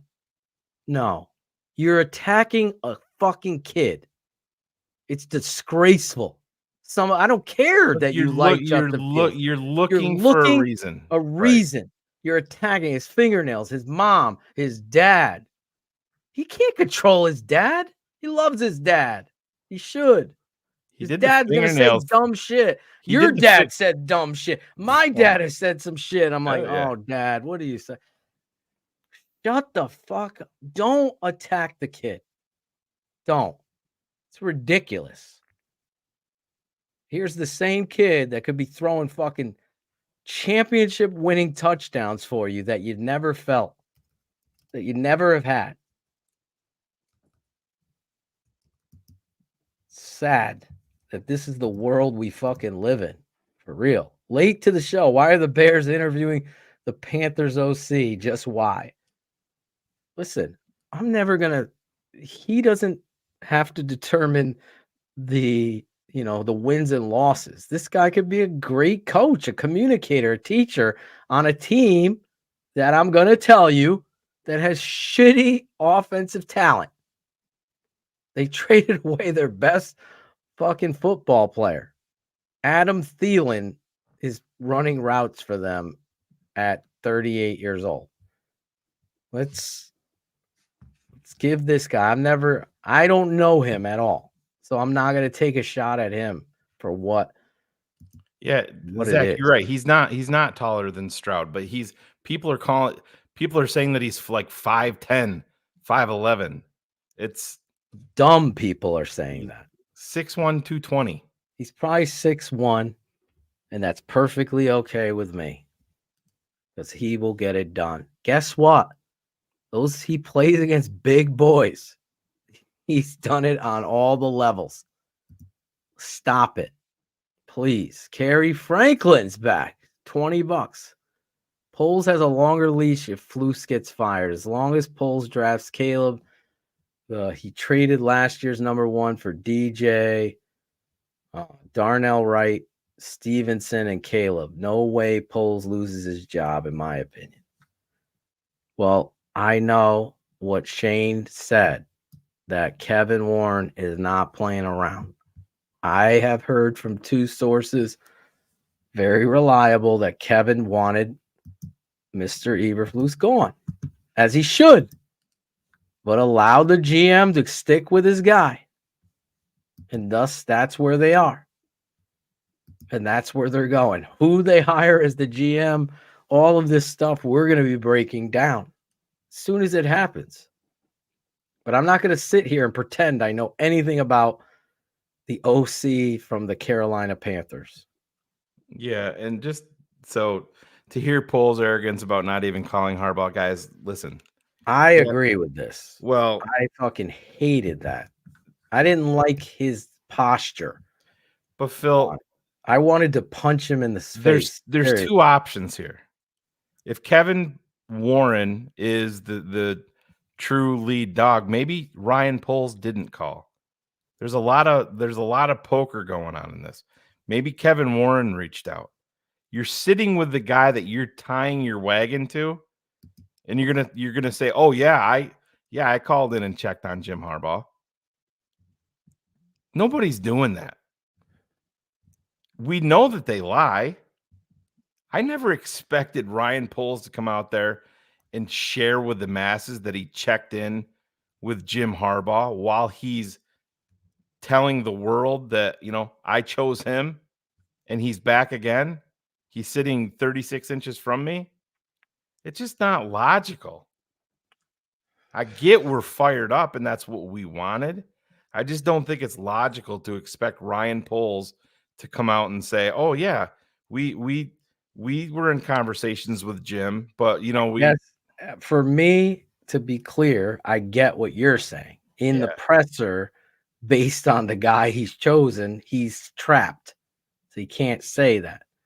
What he can do is the right thing, which he didn't, which makes me sick. So his But Phil, body he could have should have 100% fired. He should have fired Eberflus. He should have, and I He get it. should've. But I bet you through back channels the Bears talked to Harbaugh. Okay. I didn't know shit about Caleb Williams to TTNL, and I lived in Oklahoma. Anyway, Phil, I feel your love for the Bears, and I know the game of football and my guy with the Ben beanie. Okay. Appreciate that.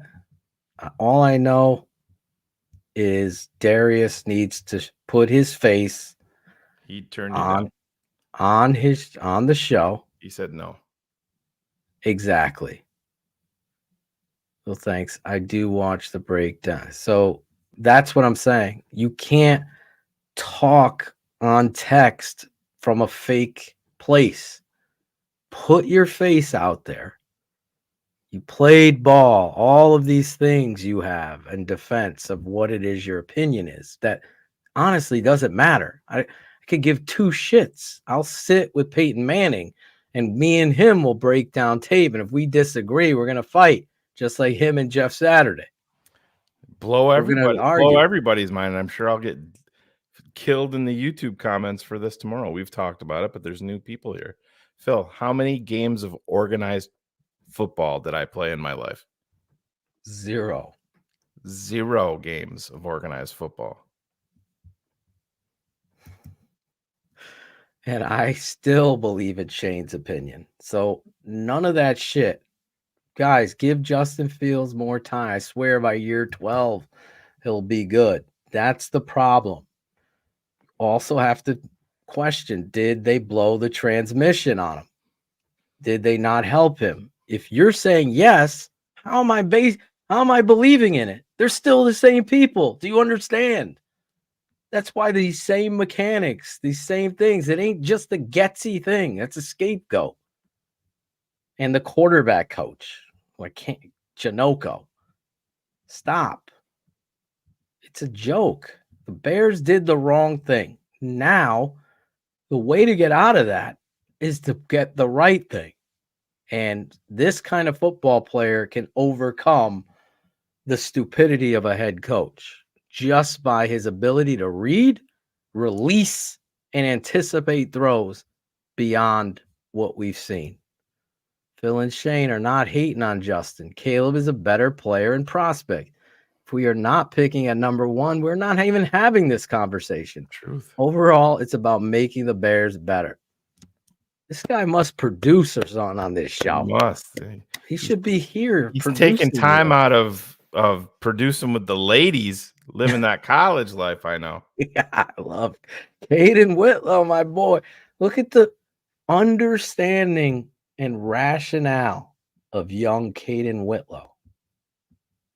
We have 2 minutes, Shane, to wrap this up and then be done because I was hoping to end at 11. Hold on. This is one of my favorite guys, DG Daniels. Guys, you're not going to convince these folks. I have friends like this. They wanted Justin to be the guy. So did I. And it's hard to let it go. I get it. But it's not going to happen in Chicago. Listen, DG, great dude, patron, understanding. That's it. Peyton Johnson, $5. Thank you, Peyton.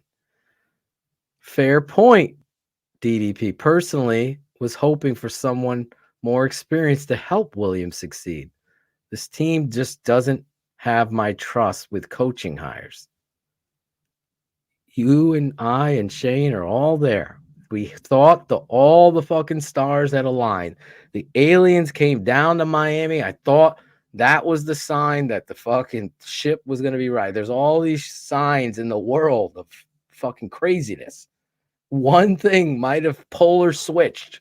The Bears firing their head coach and hiring Jim Harbaugh, a known commodity that would come in here and fix it. They didn't do it. We're stuck with Flus. That doesn't mean you double down on stupidity. You have to take Caleb Williams. You really do. And you wish Justin well. And it's no shot at him. It's just, there's a better.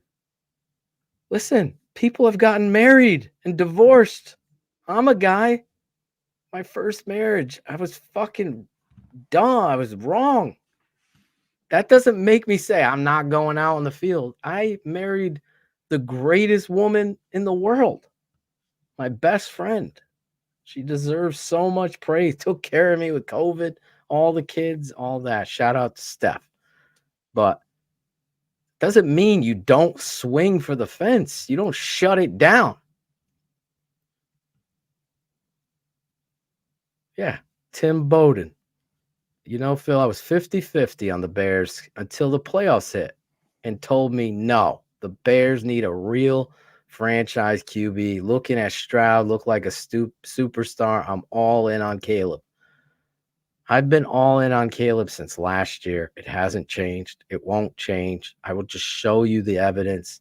I promise you the $7 will be worth the money that you pay at Starbucks through the drive-through, just one coffee. You'll get it per month. You'll interact, break down the tape. I'm going to do a whole 2 hours of Justin to finalize this season that I owe you because COVID pushed me back. And we'll see the real truth there. There's not growth. There's a step forward and two steps back. You blew past your 2-minute deadline, by the way. Sorry. 3 minutes. Well, you gave Darius so many fucking swings at the bat. I blame you. That's all right. Gucci and Adidas. You didn't see where it said Gucci under the Adidas? I didn't see it. Yeah. I have shitty eye. I'm old. I can tell, bro. Adam Rank update. Right Shane. there. You see that? Look under the Adidas logo. Adam Rank update. I'm not fucking mad at all. Fucking love you guys. I'm mad at Shane for bringing up Tazani or whatever the fuck. Oh, Tani. I told you I got my Dodgers hat right over there, and because I know how I would feel, if that happens. If But what about Angelo? I did call Angelo and it was scary, Jim. I've been waiting to talk to Jim. Yeah. Angelo's been having trouble, and then I can't get him back on. I'm going to call him tomorrow now that you Yes. now that you brought him up. I miss him. Anybody else to shout out? No, we're very economical, my family.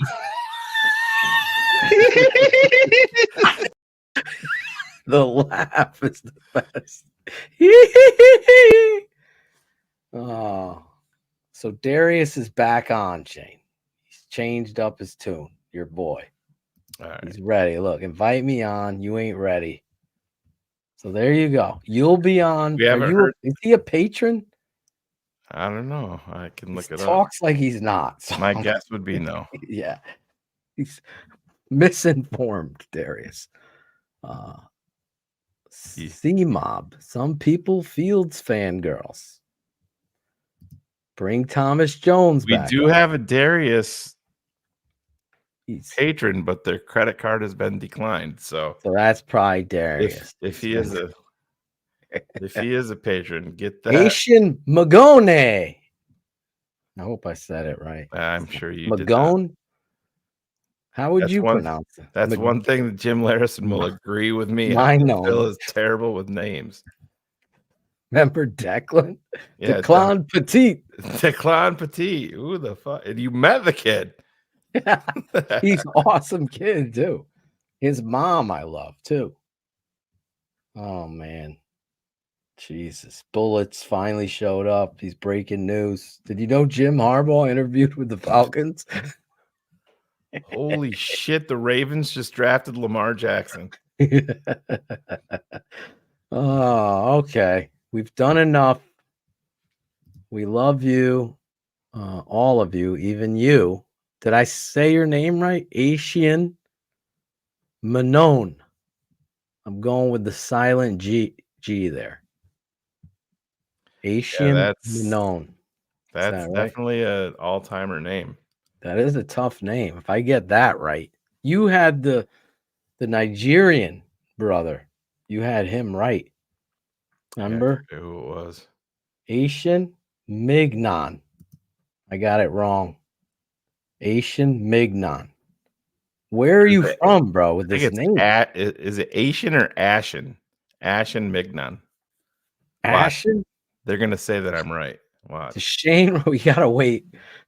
We have to wait till Ashen responds. He's Ashen laughing. Mignon. He's LULs. I don't know what you. God bless you, Slick. God bless Wayne. God bless Wayne. He's from France.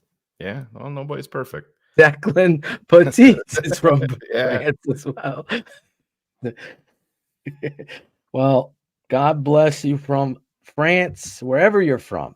All of you. Caden, Jim, Bullets, MG, Blazer. I haven't seen you in a while. Did Sirianni get fired? No, they are trying to bring in new coordinators, probably with a lame duck. I have a video of Sirianni that maybe I should end the show. You know how I felt weird about him. Fucking dude, bro. Did you see the way he was reacting with the Philly scored a touchdown in the Super Bowl last year in the first quarter? He was running around like a lunatic. This is your head coach in the Super Bowl. And I understand, I'm not against showing emotion, but this was way the fuck overboard. And then when they beat Kansas City this year in the regular season, they won like 2 more games after that.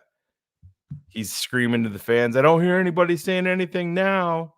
Fuck you. And then he's like, see ya. I should put it up, man. It's so gotta shout out Gucci Finesse. Gucci Finesse. It's been a Gucci night tonight. Yeah. We had Adam Rank. Shout out Adam Rank. Thank you for him coming on. We asked enough. Is it Justin's? We got to have a quarterback free show next week. I'm getting worn out. No way. Already. I know. It's so hard. That's what she said. My favorite video game was I spent the most money on was Punch Out in the arcade, not Mike Tyson's. The one with, I'm sure they're the same fighters. Glass Joe. You had the green guy. It was like he was a netting. You could see through him. Right. Body blow, uppercut. Ding, ding, ding. Stick him move. I used to love that. Knock him out. You want Speaking Sirianni? of knockouts, where's Sirianni? This is a head coach. This is a touchdown in the Super Bowl in the first quarter. And like I said, I'm not against emotion, but this. Are we gonna get dinged for this? No, I don't think so. Clip. We'll see. The NFL could ding us, bro. Oh my God! I'm teaching here.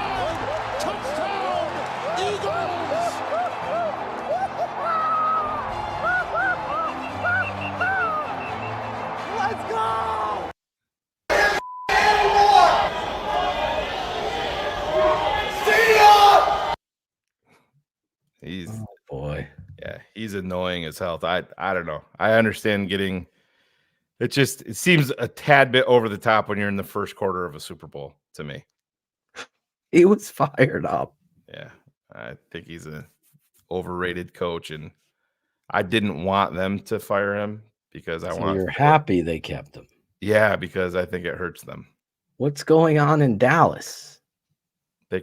McCarthy's back. Shut the fuck up. No, it's done. Yeah, he's back. Wow. I totally lost that bet. Wow. Yep, he is back. Guys, Double Dribble, I don't remember it, or Blades of Steel being in the arcade. They weren't in the arcade. They were game. I'm talking quarters, tokens. In the arcade. Double Dribble was not in the arcade. Punch Out was in the Breaking arcade. news from Bullets. New game just came out. It's called Pong, he said. I want to check it out. Listen, you 401 of you strong. Shane and I have gone for 3 hours and 30 minutes.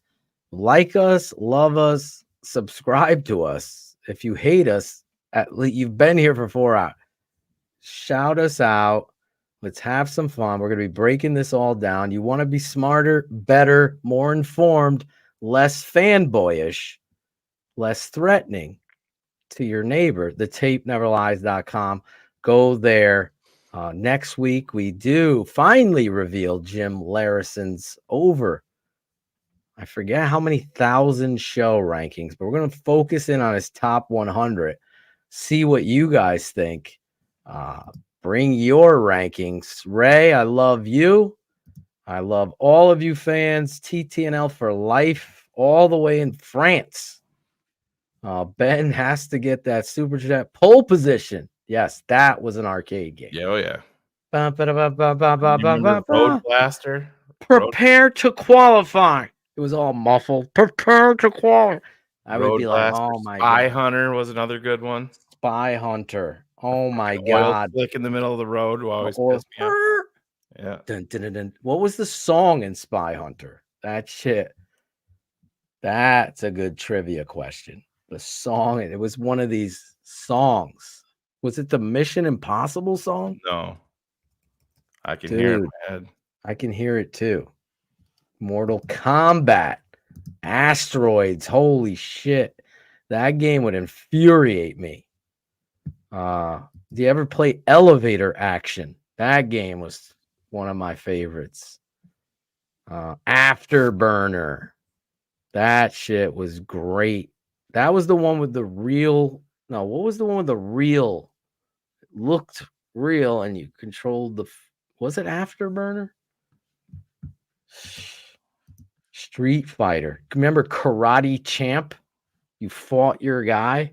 You had 2 joysticks, each of you. Point. White. Point. It's so good. Dig Dug. Dig Dug. That was a good game. I have that in the other room with Galaga. Nice. Steph got Galaga for Christmas. Zaxxon. I totally forgot. What was the game? Somebody's got to help me here. Please leave it in the chat. It was this space game, and you're shooting all these shits just like you're normal. But then there was this guy.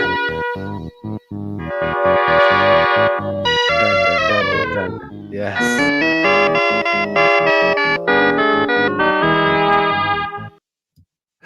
That was the perfect song. way for us to close it out, right? 1 second. There's a guy. It's an alien chasing you. Was talking shit to you. This spaceship with a head. Somebody tell me what the name of that game. It's been driving me crazy. He's like, ho, ho, ho, ho, and it would come after you. Oh my God. Oh God. Anyway, Karate Champ. My boy Ivan. What's up, brother? Berserk was good. Anyway, that was a good way to end it. We'll see you guys next week. We'll be live over the weekend breaking down Justin Fields. Keep it locked in on your Patreon. I'll show you the tape. That's it. Never lies. For the smartest man, I'm your guy, Draft Dr. Phil. Coming on the plane after. I'll see you next time. How are we ending this? Is there hope? He's a very nice dick that any woman would love. There you go. We can do it this way. This is the best, one of our best clips. Speaking of Ivan Vargas. Phil, can you hear me? This is your dad speaking. Can you hear me?